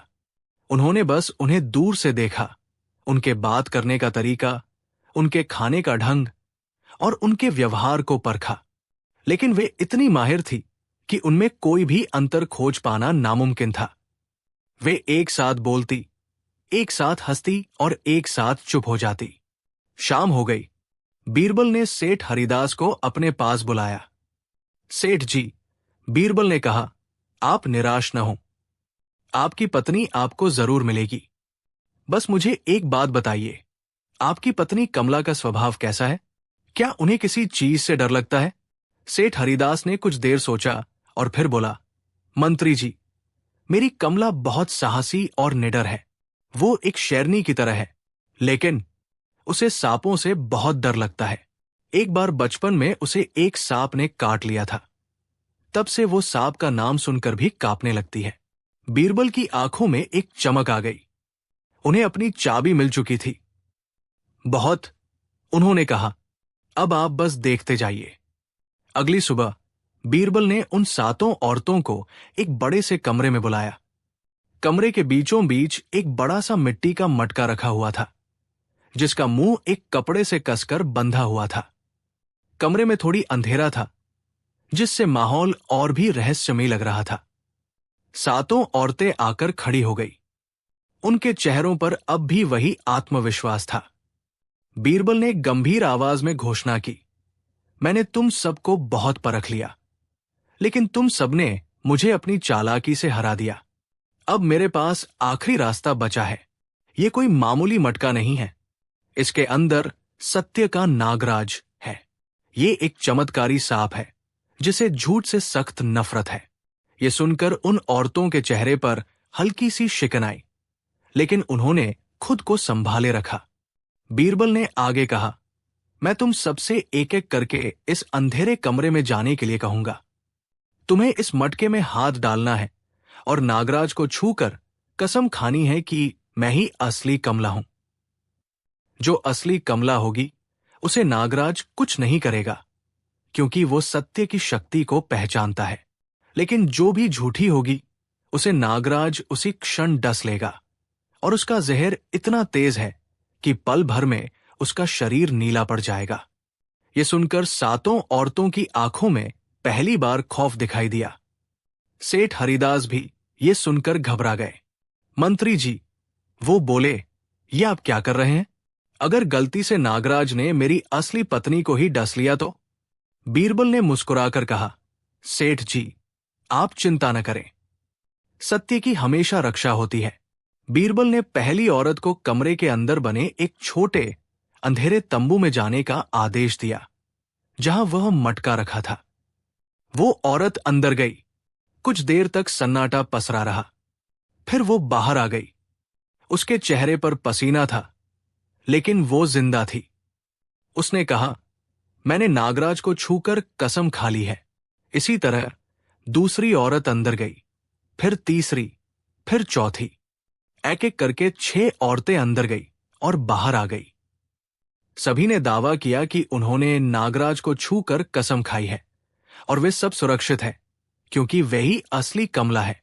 अब बारी थी 7वीं औरत की। वो भी अंदर गई। कुछ पल की खामोशी के बाद वो भी बाहर आ गई। उसके चेहरे पर भी डर था, लेकिन उसने भी वही दावा किया। अब बीरबल के सामने 7 औरतें खड़ी थी और 7 जिंदा थी। सेठ हरिदास का दिल डूब गया। उसे लगा कि बीरबल की ये तरकीब भी फेल हो गई। तो तुम सबने नागराज को छू लिया और तुम सब जिंदा हो, बीरबल ने कहा। इसका मतलब, या तो तुम सब सच बोल रही हो, या फिर नागराज आज अपना काम करना भूल गया है। खैर, एक आखिरी परीक्षण बाकी है। कृपया आप सब अपनी हथेलियां मुझे दिखाएं। ये एक अजीब सी मांग थी, लेकिन सबने अपनी हथेलियां आगे कर दी। जैसे ही बीरबल ने उनकी हथेलियों को देखा, उनके चेहरे पर एक विजयी मुस्कान फैल गई और दरबार में मौजूद हर व्यक्ति की धड़कनें तेज हो गई। रहस्य अपने चरम पर पहुंच चुका था। बीरबल ने ऊंची आवाज में कहा, जहां पनाह के दरबार में चलो। असली कमला कौन है, इसका फैसला हो चुका है। दरबार में वापस आकर बीरबल, सेठ हरिदास और उन 7 औरतों के साथ शहंशाह के सामने हाजिर हुए। क्या हुआ बीरबल? अकबर ने पूछा। क्या तुम पता लगा पाए कौन है असली पत्नी और कौन है धोखेबाज? जी जहां पनाह, बीरबल ने जवाब दिया। दूध का दूध और पानी का पानी हो चुका है। इन 7 में से 6 औरतें झूठी हैं और एक ही असली कमला है। ख्वाजा सरा ने तंज कसा, लेकिन वो है कौन? तुम्हारी सारी तरकीबें तो नाकाम हो गई। तुम्हारा चमत्कारी सांप भी किसी को नहीं डस पाया। बीरबल ने मुस्कुराकर कहा, ख्वाजा जी, कभी कभी जो आंखों से नहीं दिखता वो दिमाग से देखना पड़ता है। कृपया इन सभी औरतों को अपनी हथेलियां दिखाने का हुक्म दे। अकबर के आदेश पर 7 औरतों ने अपनी हथेलियां आगे कर दी। दरबार में मौजूद हर शख्स हैरान रह गया। 6 औरतों की हथेलियां बिल्कुल साफ थी, लेकिन 7वीं औरत की हथेली पर काली कालिख लगी हुई थी। सब हैरान थे। ये क्या पहेली है? ख्वाजा सरा हंस पड़े। हाँ हाँ हाँ, बीरबल, लगता है तुम्हारा दिमाग फिर गया है। जिसके हाथ काले हैं तुम उसे ही असली बता रहे हो। चोर की दाढ़ी में तिनका होता है, हाथ में कालिख नहीं। बीरबल ने ख्वाजा सरा की बात को नजरअंदाज किया और शहंशाह अकबर की ओर मुड़े। जहां पनाह, बीरबल ने घोषणा की, यही 7वीं औरत जिसके हाथ पर यह कालिख लगी है, यही सेठ हरिदास की असली पत्नी श्रीमती कमला देवी है। अकबर भी हैरान थे। उन्होंने पूछा, बीरबल, ये कैसे हो सकता है? हमें विस्तार से समझाओ। अब बीरबल ने उस रहस्य से पर्दा उठाया जिसने सबको चकरा दिया था। जहां पनाह, जैसा कि मैंने कहा था, सत्य निडर होता है और झूठ हमेशा डरपोक। मैंने उन सभी से कहा था कि मटके के अंदर एक सत्य का नागराज है जो झूठे को डस लेगा। लेकिन सच्चाई ये थी कि उस मटके के अंदर कोई सांप था ही नहीं। मैंने बस उस मटके के अंदरूनी हिस्से में काली कालिख पोत दी थी। ये सुनकर पूरे दरबार में सन्नाटा छा गया।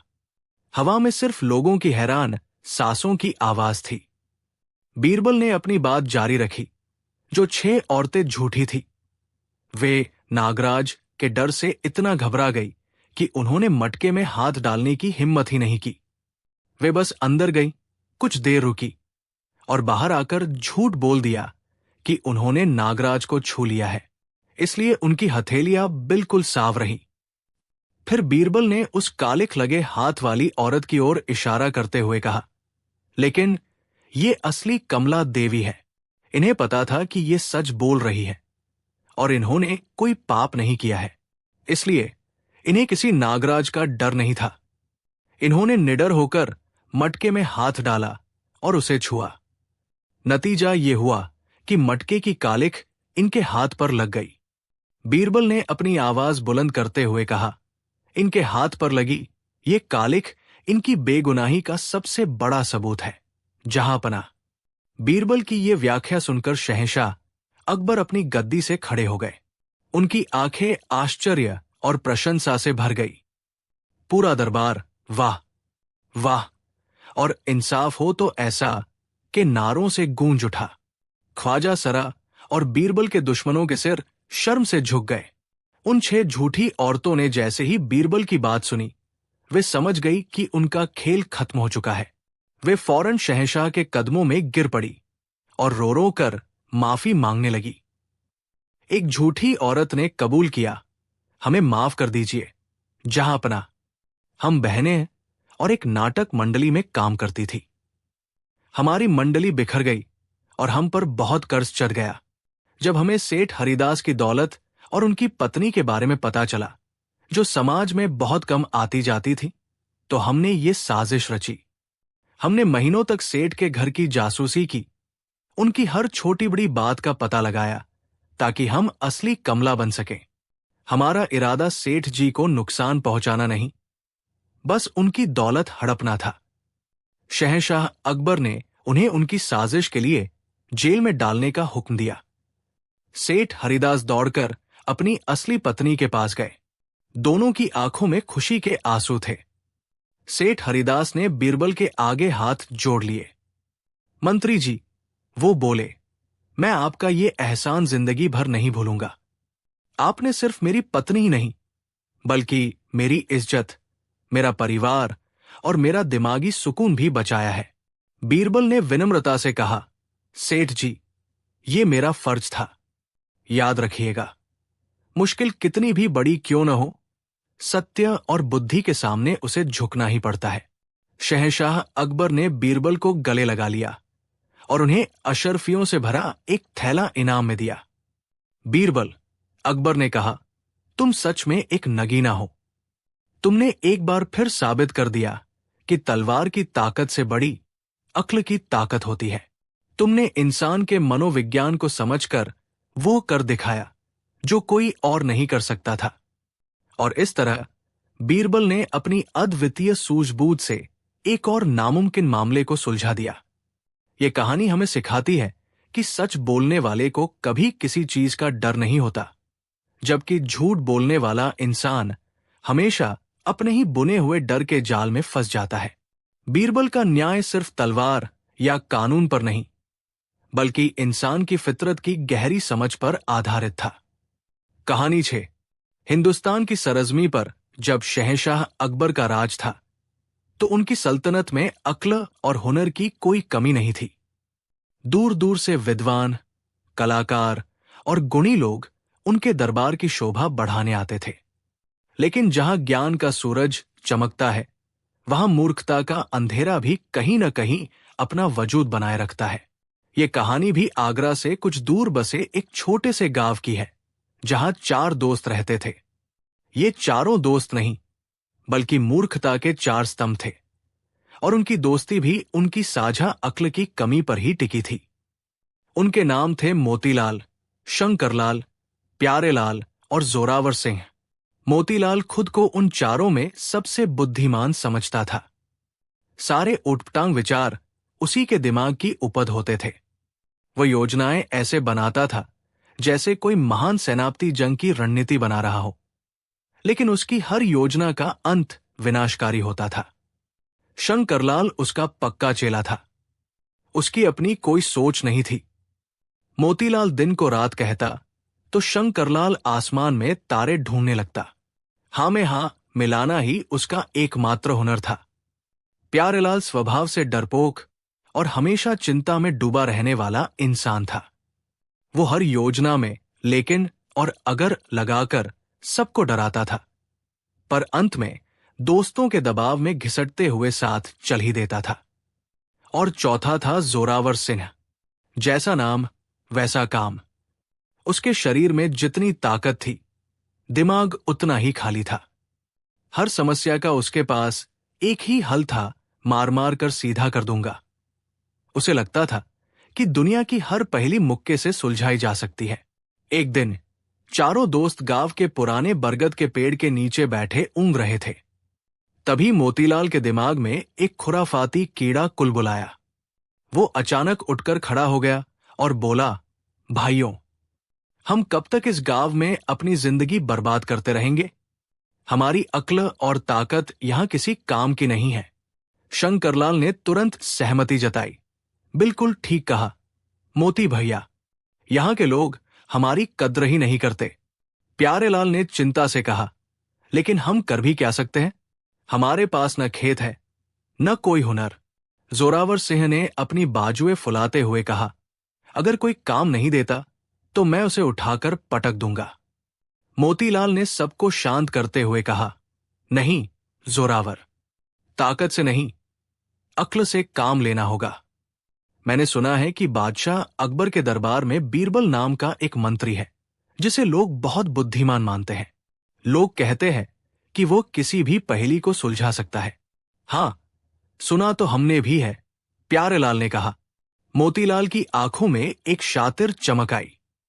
तो क्यों ना हम आगरा चलकर ये साबित कर दें कि हम चारों मिलकर उस अकेले बीरबल से ज्यादा बुद्धिमान हैं? सोचो, जब हम बादशाह के सामने बीरबल को हरा देंगे तो बादशाह हमें ही अपना सलाहकार बना लेंगे। फिर हमारे पास भी महल होगा, दौलत होगी, शानो शौकत होगी। ये सुनकर शंकरलाल की आंखें चमक उठीं। जोरावर सिंह को भी लगा कि दरबार में लोगों को उठाकर पटकने का अच्छा मौका मिलेगा। बस प्यारेलाल थोड़ा घबराया हुआ था। लेकिन बीरबल को हराना आसान नहीं होगा। अगर हम पकड़े गए तो? अरे डरपोक, मोतीलाल ने डांटा। मेरे पास एक ऐसी तरकीब है जिसे सुनकर खुद बीरबल का सिर चकरा जाएगा। हमारी जीत पक्की है। और फिर मोतीलाल ने अपनी महान योजना उन सबके सामने रखी। योजना ये थी कि वे चारों अपनी जिंदगी भर की जमा पूंजी, जो कुछ सोने चांदी के सिक्के थे, एक संदूक में रखेंगे। फिर वे उस संदूक को आगरा के बाहर नदी किनारे एक पुराने पेड़ के नीचे गाड़ देंगे। उसके बाद वे दरबार में जाकर फरियाद करेंगे कि उनका खजाना एक अदृश्य जिन्न ने चुरा लिया है। वे बादशाह से कहेंगे कि इस रहस्य को सिर्फ वही सुलझा सकता है जो दुनिया का सबसे बुद्धिमान व्यक्ति हो। मोतीलाल ने समझाया, चूंकि खजाना कहा है, ये सिर्फ हम चारों को पता है, इसलिए बीरबल इसे कभी नहीं ढूंढ पाएगा। जब वो हार मान लेगा, तब मैं आगे बढ़कर अपनी अक्ल से उस जिन्न से बात करने का नाटक करूंगा और खजाने का पता बता दूंगा। बादशाह हमारी बुद्धिमानी से इतने खुश होंगे कि हमें फौरन बीरबल की जगह दे देंगे। योजना इतनी मूर्खतापूर्ण थी कि उन चारों को यह बहुत शानदार लगी।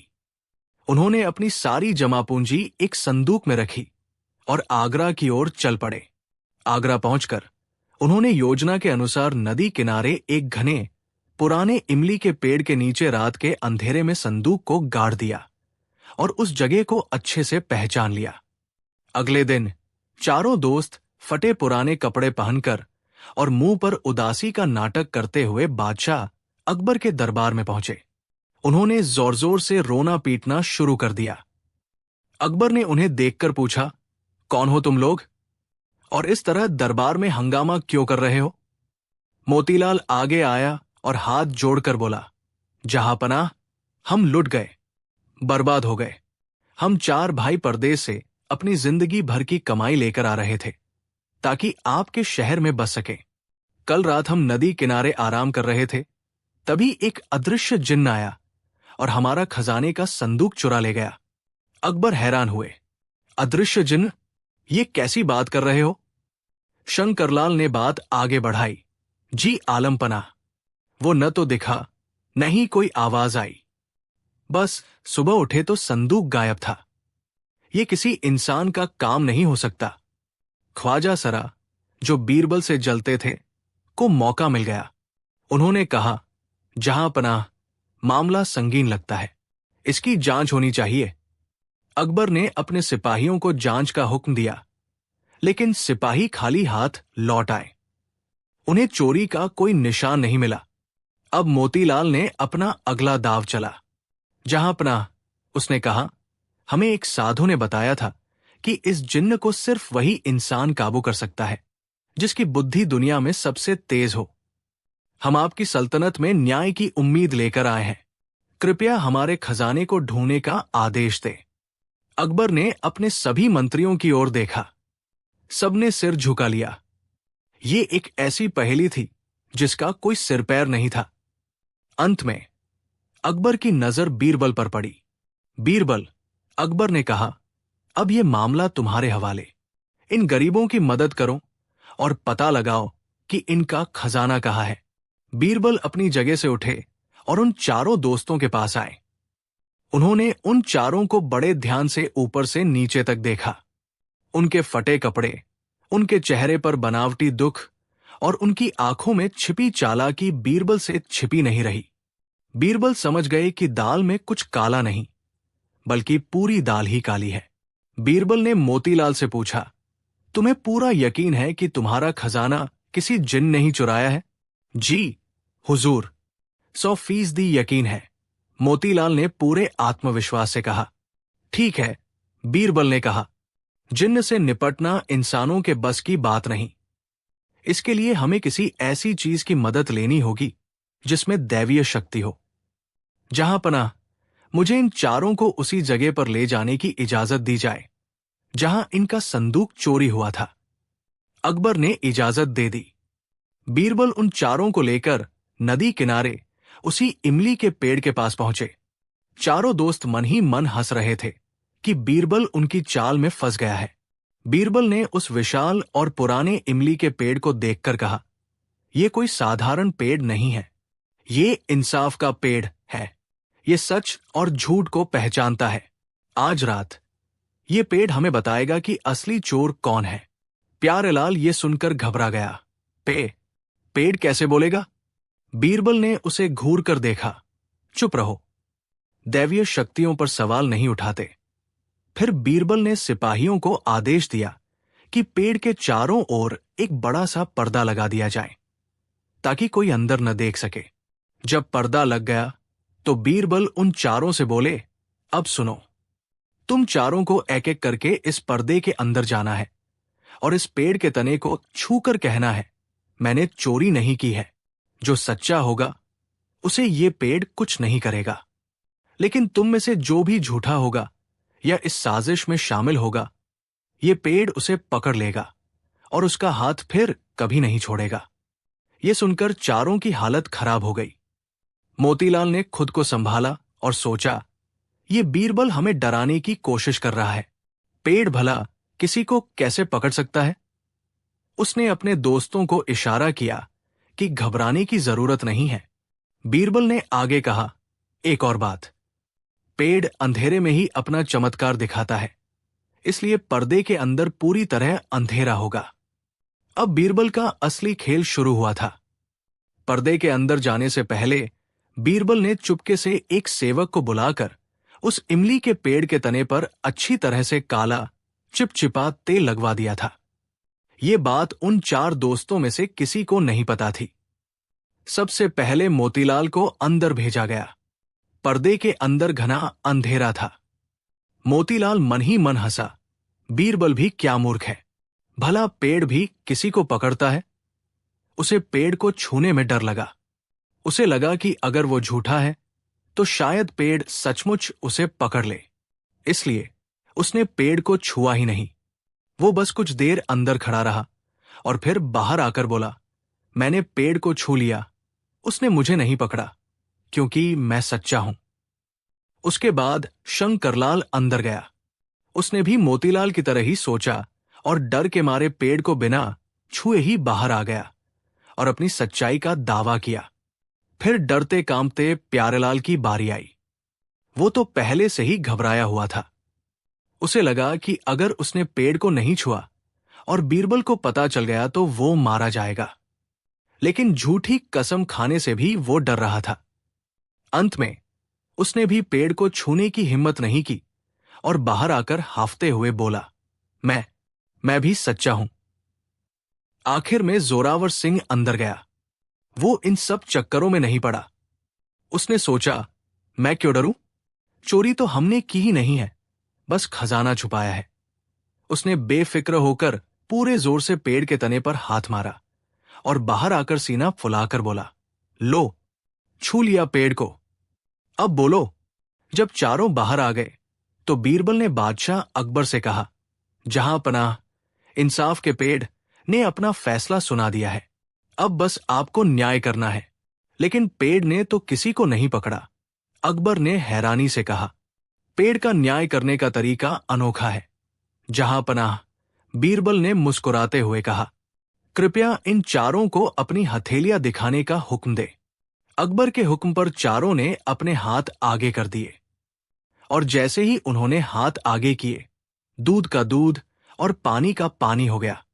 मोतीलाल, शंकरलाल और प्यारेलाल, इन तीनों की हथेलियां बिल्कुल साफ थी, लेकिन जोरावर सिंह की हथेली उस काले चिपचिपे तेल से पूरी तरह सनी हुई थी।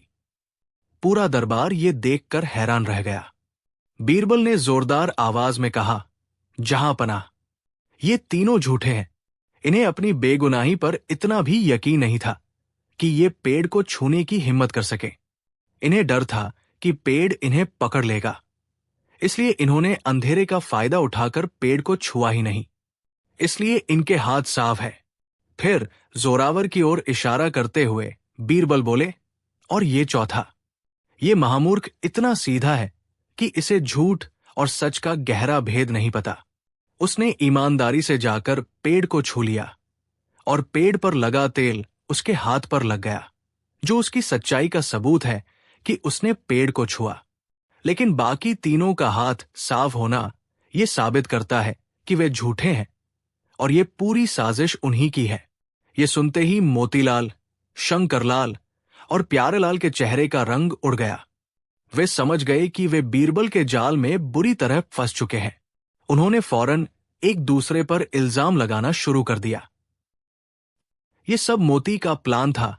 प्यारेलाल रोने लगा। मैंने तो बस वही किया जो मोती भैया ने कहा।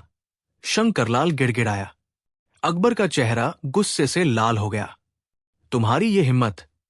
तुमने दरबार को गुमराह किया और हमारे समय का अपमान किया। सिपाहियों, ले जाओ इन तीनों को और काल कोठरी में डाल दो। अब जोरावर सिंह को भी समझ आ गया कि क्या हुआ है। उसने भी डर के मारे सब सच उगल दिया। हुजूर, खजाना हमने ही उस इमली के पेड़ के नीचे गाड़ा है। हमें माफ कर दीजिए। सिपाहियों ने तुरंत उस जगह को खोदा और संदूक बरामद कर लिया। जब दरबार में शांति हुई तो अकबर ने बीरबल की ओर देखकर कहा, बीरबल, तुम धन्य हो। तुमने एक बार फिर साबित कर दिया कि बुद्धि के सामने बड़ी बड़ी ताकतें और चालाकियां घुटने टेक देती है। फिर उन्होंने उन चारों दोस्तों की ओर देखा जो सिर झुकाए खड़े थे। इन्हें क्या सजा दी जाए बीरबल? बीरबल ने कहा, जहांपनाह, मूर्खता अपने आप में ही सबसे बड़ी सजा है। इन्होंने अपनी अक्ल की कमी की वजह से अपनी जिंदगी भर की कमाई और अपनी इज्जत दोनों दांव पर लगा दी। मेरे ख्याल से इन्हें एक ऐसा सबक मिलना चाहिए जो ये जिंदगी भर न भूलें। बीरबल ने सुझाव दिया, इनका खजाना इन्हें वापस कर दिया जाए, लेकिन एक शर्त पर। इन्हें 1 महीने तक शाही अस्तबल में घोड़ों की लीद साफ करने का काम करना होगा।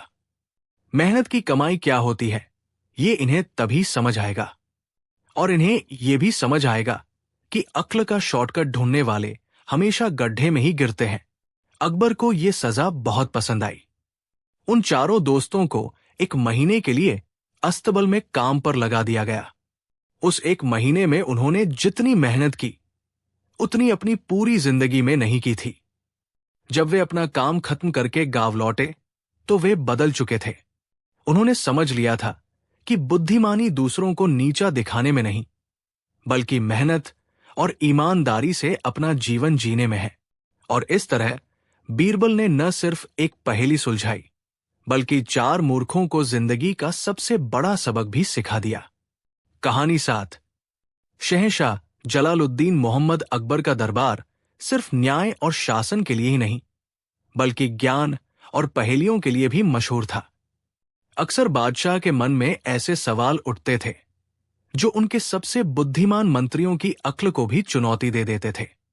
एक ऐसी ही सुनहरी दोपहर थी जब दरबार की कार्यवाही खत्म हो चुकी थी और माहौल कुछ हल्का फुल्का था। शहंशाह अपने बाग में टहल रहे थे। उनके साथ उनके कुछ खास नवरत्न भी थे, जिनमें बीरबल भी शामिल थे। बाग में तरह तरह के पेड़ थे। आम के पेड़ फलों से लदे हुए थे। अनार के दाने सूरज की रोशनी में माणिक की तरह चमक रहे थे, और अमरूदों की मीठी खुशबू हवा में घुली हुई थी। बादशाह एक ऐसे पेड़ के पास जाकर रुक गए जो हरा भरा और विशाल तो था, लेकिन उस पर एक भी फल नहीं था। उसे देखकर अकबर के मन में एक गहरा विचार आया। वो वापस अपने सिंहासन पर आकर बैठ गए और दरबारियों की ओर देखकर बोले, आज हमारे जहन में एक सवाल आया है जिसने हमें सोचने पर मजबूर कर दिया है। पूरा दरबार शांत होकर बादशाह की ओर देखने लगा। अकबर ने अपनी गहरी आवाज में पूछा, इस दुनिया में हजारों तरह के पेड़ हैं। कुछ मीठे फल देते हैं, कुछ खट्टे, कुछ के फल दवा का काम करते हैं तो कुछ के जहर का। लेकिन क्या आप सब में से कोई मुझे बता सकता है कि वो कौन सा पेड़ है जो होता तो बहुत विशाल और हरा भरा है, हमेशा बढ़ता रहता है, लेकिन उस पर कभी भी किसी भी मौसम में एक भी फल नहीं लगता? ये सवाल सुनकर दरबारी सोच में पड़ गए। ये कोई मामूली पहेली नहीं थी, इसमें कोई गहरा रहस्य छिपा था। एक मंत्री ने खड़े होकर कहा, आलमपना, शायद आप देवदार या चीड़ के पेड़ की बात कर रहे हैं। वे विशाल होते हैं पर उन पर ऐसे फल नहीं लगते जिन्हें खाया जा सके। अकबर ने सिर हिलाया, नहीं, उन पर शंकु, कोन्स लगते हैं जो उनके बीज होते हैं। एक तरह से वे उनके फल ही हैं। हम उस पेड़ की बात कर रहे हैं जिस पर कुछ भी नहीं लगता। एक और दरबारी, जो खुद को बड़ा ज्ञानी समझता था, बोला, जहां पनाह, बबूल का पेड़, उस पर सिर्फ कांटे होते हैं, फल नहीं। गलत, अकबर ने कहा, बबूल पर भी फलियां लगती है। हमारा सवाल उस पेड़ के बारे में है जो बिल्कुल बंजर है फल के मामले में। दरबारियों ने कई नाम लिए, बरगद, पीपल, शीशम, लेकिन हर बार बादशाह उनके जवाब को किसी न किसी तर्क से खारिज कर देते। किसी पर छोटे फल लगते थे जिन्हें पक्षी खाते थे, तो किसी का औषधीय महत्व था। जब कोई भी सही जवाब नहीं दे पाया तो बीरबल से जलने वाले ख्वाजा सरा को मौका मिल गया। वो खड़े हुए और बोले, जहांपनाह, ये कैसा बेतुका सवाल है। ऐसा कोई पेड़ हो ही नहीं सकता। दुनिया में हर पेड़ अपनी नस्ल को आगे बढ़ाने के लिए किसी न किसी रूप में बीज या फल पैदा करता ही है। लगता है आज बीरबल को फंसाने के लिए आपने कोई काल्पनिक पहेली बनाई है। ख्वाजा सरा की नजर बीरबल पर थी, जो अब तक खामोश खड़े सब सुन रहे थे और हल्के हल्के मुस्कुरा रहे थे। अकबर ने बीरबल की ओर देखा। बीरबल, पूरा दरबार हार मान चुका है। क्या तुम्हारे पास हमारे इस सवाल का कोई जवाब है, या हम मान ले कि ख्वाजा सरा सही कह रहे हैं और ऐसा कोई पेड़ दुनिया में है ही नहीं? बीरबल ने अदब से सिर झुकाया और बोले, जहां पनाह, ऐसा पेड़ है, और वो हम सबके आसपास, बल्कि हम सबके अंदर ही मौजूद है।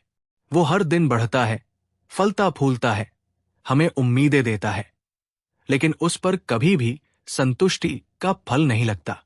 दरबार में कानाफूसी शुरू हो गई। हम सबके अंदर का पेड़, ये कैसी बात है? अकबर ने कहा, बीरबल, पहेलियां मत बुझाओ, साफ साफ बताओ कि वो कौन सा पेड़ है। बीरबल ने जवाब दिया, जहांपनाह, उस पेड़ का नाम है आशा और इच्छा का पेड़। ये जवाब सुनकर पूरा दरबार सन्न रह गया। ख्वाजा सरा जोर से हंसे, हाँ हाँ हाँ, ये क्या मजाक है? इच्छा का पेड़, ये कोई जवाब हुआ भला? जहांपनाह, मैंने कहा था न कि बीरबल बस बातों को घुमाना जानता है।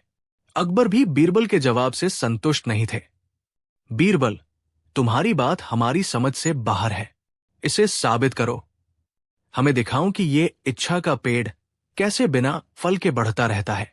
बीरबल ने कहा, जरूर जहांपनाह, लेकिन इस पेड़ की सच्चाई को दिखाने के लिए मुझे कुछ समय और आपकी मदद की जरूरत होगी। मुझे 1 महीने का समय शहर के बाहर एक खाली जमीन का टुकड़ा और कुछ माली चाहिए होंगे। 1 महीने बाद मैं आप सबको उसी जगह पर ले जाकर उस पेड़ का सच दिखाऊंगा। ये एक अजीब मांग थी, लेकिन अकबर बीरबल की बुद्धिमानी को परखना चाहते थे। उन्होंने बीरबल को इजाजत दे दी। ठीक है बीरबल, उन्होंने कहा, तुम्हें 1 महीना दिया जाता है, लेकिन याद रखना, अगर तुम अपनी बात साबित नहीं कर पाए तो तुम्हें दरबार में सबसे मूर्ख व्यक्ति माना जाएगा। बीरबल ने मुस्कुराकर शर्त मान ली। अगले दिन से बीरबल अपने काम में लग गए। उन्होंने शहर के बाहर एक बड़ी सी जमीन पर काम शुरू करवा दिया। माली जमीन को तैयार करने लगे, उसमें खाद डाली जाने लगी और पानी का इंतजाम किया गया। ख्वाजा सरा रोज छिप छिप कर देखते कि बीरबल आखिर कर क्या रहे हैं। उन्होंने देखा कि बीरबल ने जमीन के बीचों बीच एक बहुत ही साधारण सा पौधा लगाया है। ख्वाजा सरा दौड़कर बादशाह के पास गए और बोले, जहांपनाह, बीरबल आपको और पूरी सल्तनत को धोखा दे रहा है। वो शाही खजाने से पैसा लेकर बस एक मामूली सा पौधा उगा रहा है। 1 महीने में वो पौधा कितना ही बड़ा हो जाएगा। वो बस आपका समय बर्बाद कर रहा है। अकबर को भी चिंता हुई, लेकिन उन्होंने बीरबल को वचन दिया था, इसलिए वह चुप रहे। दिन बीतते गए। बीरबल रोज उस पौधे की देखभाल करते। वो उसे पानी देते, उसकी गुड़ाई करते। पौधा धीरे धीरे बढ़ने लगा, लेकिन उसमें कुछ भी खास नहीं था। 1 महीना पूरा होने वाला था और वो बस एक छोटा सा हरा भरा पौधा ही था। दरबार में यह बात फैल गई कि इस बार बीरबल बुरी तरह फंस गए हैं और उनकी इज्जत मिट्टी में मिलने वाली है। आखिरकार 1 महीने बाद का दिन आया। बीरबल ने बादशाह अकबर और पूरे दरबार को उस जमीन पर आने का निमंत्रण दिया। जब सब वहां पहुंचे तो उन्होंने देखा कि जमीन के बीचों बीच एक छोटा सा लगभग 2 फुट का पौधा खड़ा है। उसे देखकर ख्वाजा सरा और बाकी दरबारी हंसने लगे। बस, यह है तुम्हारा वो चमत्कारी पेड़? ख्वाजा सरा ने तंज कसा। इस नन्हे से पौधे पर कौन से फल नहीं लगते बीरबल? इस पर तो अभी पत्ते भी ठीक से नहीं आए हैं। अकबर भी निराश हुए। बीरबल, ये क्या है? तुमने हमारा और पूरे दरबार का समय बर्बाद किया। बीरबल ने शांति से कहा, जहां पनाह, सब्र रखिए। पेड़ यही है, लेकिन इसकी सच्चाई देखने के लिए आपको मेरे द्वारा बुलाई गई कहानी के किरदारों से मिलना होगा। तभी बीरबल के इशारे पर 3 लोग सामने आए। एक गरीब फटेहाल किसान, एक अमीर घमंडी व्यापारी और एक बहुत ही विद्वान लेकिन महत्वाकांक्षी पंडित। बीरबल पहले उस गरीब किसान के पास गए और उसे उस पौधे के सामने खड़ा करके बोले, ये कोई साधारण पौधा नहीं है, ये इच्छा पूर्ति का पेड़ है। तुम इससे जो भी मांगोगे वो तुम्हें मिलेगा।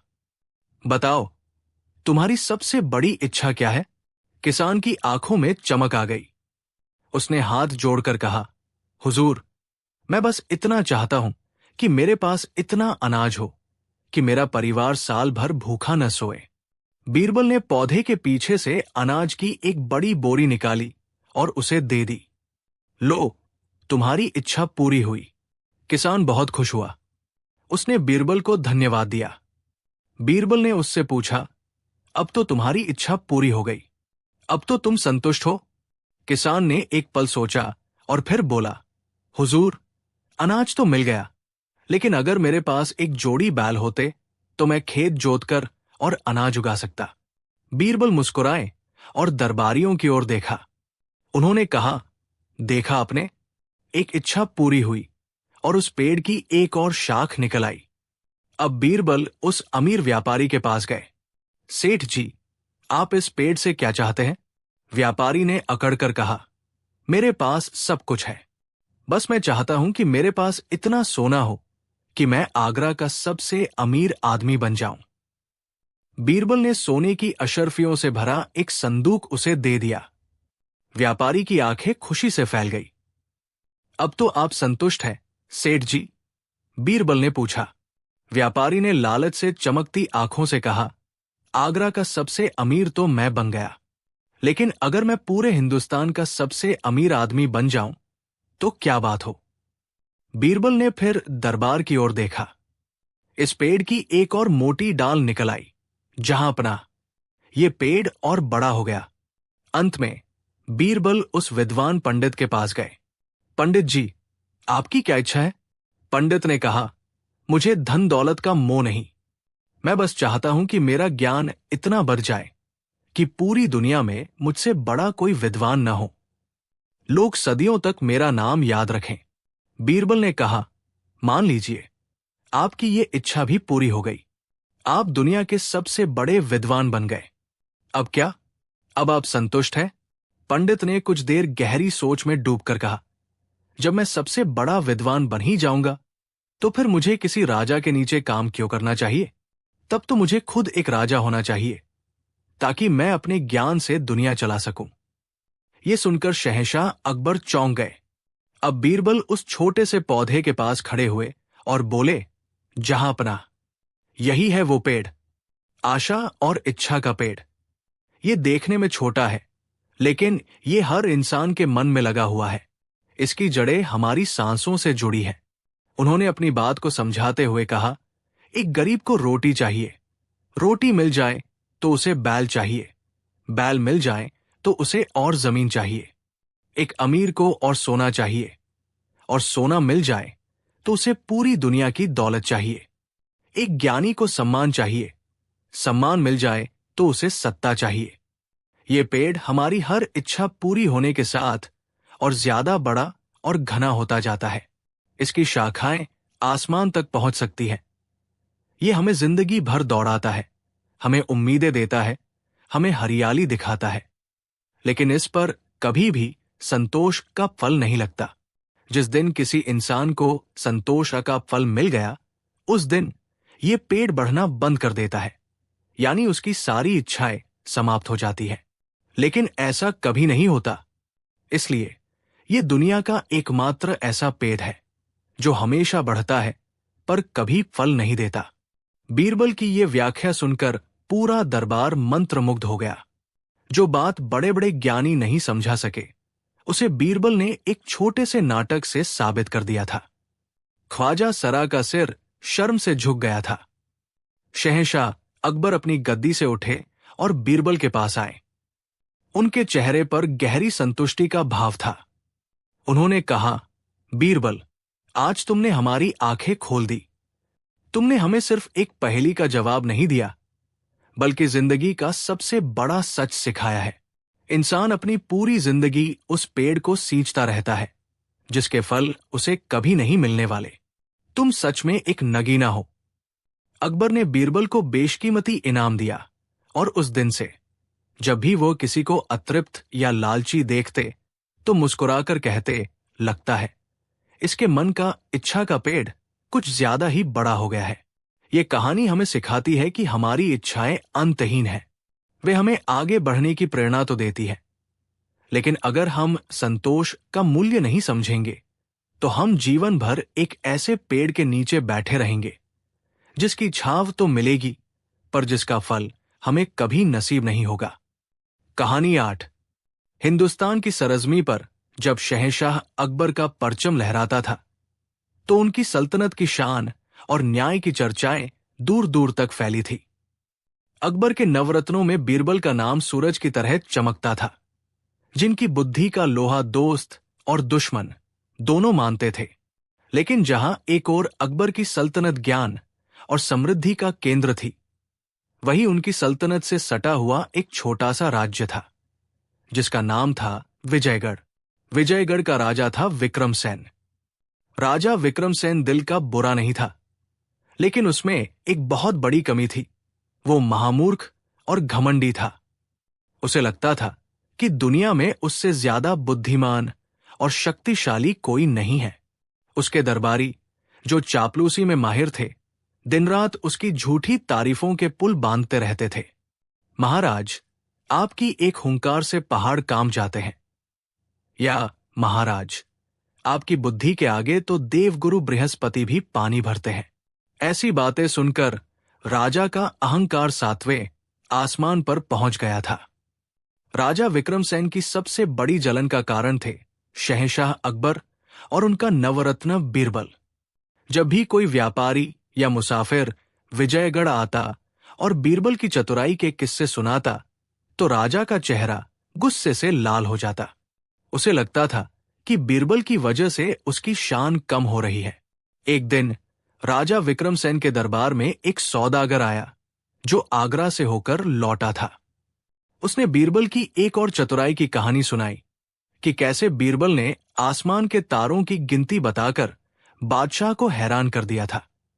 यह सुनकर राजा विक्रमसेन गुस्से से अपनी गद्दी से खड़ा हो गया। बस, बहुत हुआ इस बीरबल का महिमा मंडन, वो गरज कर बोला। एक मामूली मंत्री की इतनी तारीफ। हम साबित कर देंगे कि विजयगढ़ का राजा आगरा के एक मंत्री से कहीं ज्यादा बुद्धिमान है। हम बीरबल को ऐसी चुनौती देंगे जिसे सुनकर उसकी अक्ल ठिकाने आ जाएगी।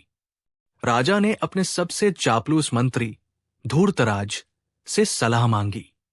धूर्तराज ने कहा, महाराज, आप बिल्कुल सही कह रहे हैं। आप बीरबल को एक ऐसा काम करने को कहिए जो नामुमकिन हो। जब वो हार मान लेगा तो पूरी दुनिया में आपका डंका बजेगा। राजा ने बहुत सोचा। उसके मूर्ख दिमाग में एक शानदार विचार आया। उसने फौरन एक पत्र लिखवाया। पत्र में शहंशाह अकबर के लिए सम्मान के कुछ शब्द थे, लेकिन असली संदेश बीरबल के लिए एक चुनौती थी। पत्र में लिखा था, शहंशाहेंद अकबर को हमारा सलाम। हमने आपके मंत्री बीरबल की बुद्धिमानी के बहुत चर्चे सुने हैं। हम उनकी परीक्षा लेना चाहते हैं। अगर बीरबल सच में इतने ही बुद्धिमान है तो हमारे लिए एक घड़ा भरकर बुद्धिमानी भेजें। अगर वो ऐसा नहीं कर सके तो हम मान लेंगे कि आगरा में सिर्फ चापलूसों का जमावड़ा है और असली बुद्धिमानी तो विजयगढ़ में ही बसती है। आपके जवाब का इंतजार रहेगा। ये पत्र लेकर एक दूत आगरा के लिए रवाना हुआ।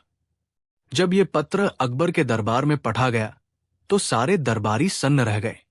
एक घड़ा बुद्धिमानी, ये कैसी बेतुकी मांग थी। बुद्धिमानी कोई वस्तु तो है नहीं जिसे घड़े में भरकर भेजा जा सके।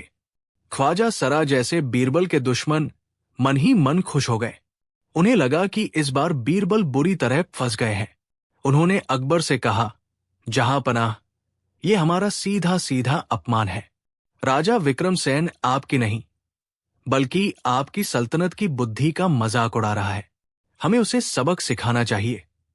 अकबर भी गुस्से में थे, लेकिन वो जानते थे कि ऐसे मामलों में जल्दबाजी करना ठीक नहीं। उनकी नजरें बीरबल पर टिकी थी, जो हमेशा की तरह शांत खड़े थे, और उनके चेहरे पर एक हल्की सी मुस्कान थी, मानो उन्हें इस चुनौती में मजा आ रहा हो। बीरबल, अकबर ने कहा, इस मूर्ख राजा ने हमारी इज्जत दांव पर लगा दी है। क्या तुम्हारे पास इस अपमान का कोई जवाब है? क्या तुम एक घड़ा बुद्धिमानी भेज सकते हो? बीरबल ने अदब से सिर झुकाया और बोले, जहांपनाह, राजा विक्रमसेन ने जो मांगा है वो उन्हें जरूर मिलेगा। बुद्धिमानी भेजना कोई मुश्किल काम नहीं है, बस उसे उगाने में थोड़ा समय लगता है। आप मुझे 1 महीने का समय और एक मिट्टी का घड़ा दीजिए। मैं वादा करता हूं कि 1 महीने बाद विजयगढ़ के राजा को एक नहीं बल्कि मुंह तक भरा हुआ बुद्धिमानी का घड़ा मिलेगा। यह सुनकर पूरा दरबार हैरान रह गया। बीरबल बुद्धिमानी को उगाने की बात कर रहे थे, ये कैसे मुमकिन था? ख्वाजा सरा ने मन ही मन सोचा, लगता है बीरबल पागल हो गया है। अकबर ने बीरबल पर भरोसा करते हुए उन्हें इजाजत दे दी। बीरबल ने एक छोटे मुंह वाला मिट्टी का घड़ा लिया और अपने बाग में चले गए। वहां कद्दू की एक बेल लगी हुई थी, जिस पर एक बहुत ही छोटा, उंगली के बराबर का कद्दू लगा था। बीरबल ने बड़ी ही सावधानी से उस नन्हे से कद्दू को बिना बेल से तोड़े घड़े के अंदर डाल दिया। अब वो छोटा सा कद्दू बेल से जुड़ा हुआ घड़े के अंदर था। बीरबल ने उस घड़े को वही बेल के पास सुरक्षित रख दिया। वो रोज उस बेल की देखभाल करने लगे, उसे समय पर पानी और खाद देते। सूरज की रोशनी पाकर वो छोटा सा कद्दू घड़े के अंदर ही धीरे धीरे बड़ा होने लगा। 1 महीना बीतते बीतते वो कद्दू इतना बड़ा हो गया कि उसने घड़े को अंदर से पूरी तरह भर दिया। अब उस कद्दू को घड़े से बाहर निकालना नामुमकिन था, जब तक कि घड़े को तोड़ा न जाए। जब बीरबल को यकीन हो गया कि कद्दू पूरी तरह से घड़े में फिट हो गया है, तो उन्होंने बड़ी सावधानी से उसे बेल से काट दिया। अब उनके हाथ में एक ऐसा घड़ा था जिसके अंदर एक बड़ा सा कद्दू फंसा हुआ था। बीरबल उस घड़े को लेकर दरबार में हाजिर हुए। जहांपनाह, उन्होंने कहा, बुद्धिमानी का घड़ा तैयार है, अब इसे विजयगढ़ भेजने की तैयारी की जाए। अकबर और सारे दरबारी उस घड़े को देखकर हैरान थे। उन्हें समझ नहीं आ रहा था कि इसके अंदर क्या है। बीरबल ने राजा विक्रमसेन के लिए एक पत्र लिखा। उस पत्र में लिखा था, महाराज विक्रमसेन, आपके अनुरोध पर शहंशाहिंद ने आपके लिए बुद्धिमानी का फल भेजा है। ये बहुत ही कीमती और दुर्लभ है। इसे इस्तेमाल करने की एक शर्त है। ये बुद्धिमानी तभी काम करेगी जब इसे घड़े से बिना घड़े को तोड़े निकाला जाए। अगर आपने घड़ा तोड़ दिया तो बुद्धिमानी नष्ट हो जाएगी और उसका कोई असर नहीं होगा। हमें विश्वास है कि विजयगढ़ में इतने बुद्धिमान लोग जरूर होंगे जो इस फल को बिना घड़ा तोड़े निकाल लेंगे। ये पत्र और घड़ा लेकर वही दूत वापस विजयगढ़ के लिए रवाना हुआ। जब राजा विक्रमसेन के दरबार में ये घड़ा पहुंचा तो वो बहुत खुश हुआ। उसे लगा कि उसने बीरबल को हरा दिया है और बीरबल ने डरकर कोई मामूली चीज भेज दी है। उसने घड़े के अंदर झांका तो उसे एक बड़ा सा फल दिखाई दिया जो घड़े में पूरी तरह फंसा हुआ था। फिर राजा ने बीरबल का पत्र पढ़ा। पत्र पढ़ते ही उसके चेहरे का रंग उड़ गया। शर्त थी, बुद्धिमानी को निकालना है पर घड़ा टूटना नहीं चाहिए। ये तो नामुमकिन था। फल घड़े के मुंह से कहीं ज्यादा बड़ा था। राजा विक्रमसेन ने अपने सभी मंत्रियों को बुलाया। निकालो इसे, उसने हुक्म दिया। तुम सब खुद को बहुत बुद्धिमान समझते हो ना? दिखाओ अपनी अक्ल। मंत्रियों ने घंटों तक माथा पच्ची की। एक ने घड़े को उल्टा करके हिलाने की कोशिश की, दूसरे ने पतली लकड़ियों से फल को निकालने की कोशिश की, तीसरे ने पानी डालकर उसे फुलाने की सोची, लेकिन हर कोशिश नाकाम रही। फल टस से मस नहीं हुआ। धूर्तराज ने कहा, महाराज, ये बीरबल की कोई चाल है।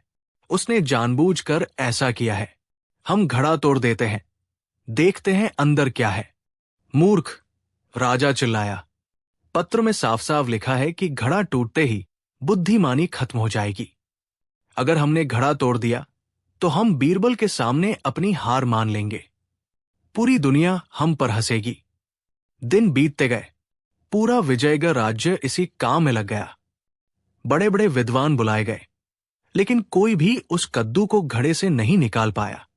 राजा की रातों की नींद और दिन का चैन हराम हो गया। वो हर समय बस उसी घड़े को घूरता रहता। उसकी समझ में नहीं आ रहा था कि बीरबल ने ये चमत्कार किया कैसे। आखिरकार राजा विक्रमसेन ने अपनी हार मान ली। उसका घमंड चूर चूर हो चुका था। उसे समझ आ गया था कि बीरबल की बुद्धि का कोई मुकाबला नहीं है। उसने शर्मिंदा होकर शहंशाह अकबर को एक पत्र लिखा। पत्र में उसने अपनी मूर्खता के लिए माफी मांगी और लिखा, शहंशाह अकबर, हम अपनी हार स्वीकार करते हैं। आपके मंत्री बीरबल सचमुच दुनिया के सबसे बुद्धिमान व्यक्ति हैं। हम उनकी बुद्धिमानी का रहस्य जानना चाहते हैं। कृपया हमें बताएं कि उन्होंने ये असंभव काम कैसे किया। इसके साथ ही उसने वो घड़ा भी वापस आगरा भेज दिया। जब वो घड़ा और पत्र अकबर के दरबार में पहुंचे तो पूरे दरबार में हंसी का फव्वारा छूट गया। अकबर बीरबल की इस अनोखी तरकीब पर बहुत प्रसन्न हुए। उन्होंने राजा विक्रमसेन को जवाब में लिखवाया, राजा विक्रमसेन, बीरबल का संदेश बहुत सीधा और सरल है। जिस तरह ये फल कद्दू बचपन में ही घड़े में डाल दिया गया और बड़ा होने पर उसी में कैद हो गया, उसी तरह बुद्धिमानी भी कोई ऐसी चीज नहीं है जिसे बाहर से किसी के दिमाग में भरा जा सके। बुद्धिमानी का बीज बचपन में ही मनमस्तिष्क में बोया जाता है। सही परवरिश, अच्छी शिक्षा और विनम्रता के पानी से उसे सींचा जाता है। तब जाकर वो धीरे धीरे अंदर ही अंदर विकसित होती है। जो लोग ये सोचते हैं कि वे रातों रात बुद्धिमान बन सकते हैं या दूसरों से बुद्धिमानी उधार ले सकते हैं, वे आपकी ही तरह एक ऐसे घड़े को लेकर बैठे रहते हैं जिसका फल वे कभी इस्तेमाल नहीं कर पाते। ये पत्र जब राजा विक्रमसेन ने पढ़ा तो उसकी आंखें खुल गई। उसे अपनी गलती का एहसास हुआ। उसने समझ लिया कि असली बुद्धिमानी घमंड करने या दूसरों को नीचा दिखाने में नहीं, बल्कि लगातार सीखने और विनम्र रहने में है। उस दिन के बाद राजा विक्रमसेन ने अपनी चापलूसों की टोली को दरबार से निकाल दिया और अपने राज्य में शिक्षा और ज्ञान को बढ़ावा देना शुरू कर दिया। और इस तरह बीरबल ने सिर्फ एक घड़े और एक कद्दू से, बिना एक भी हथियार उठाए, एक घमंडी राजा को जिंदगी का सबसे बड़ा सबक सिखा दिया। ये कहानी आज भी हमें याद दिलाती है कि बुद्धि का प्रदर्शन करने से ज्यादा जरूरी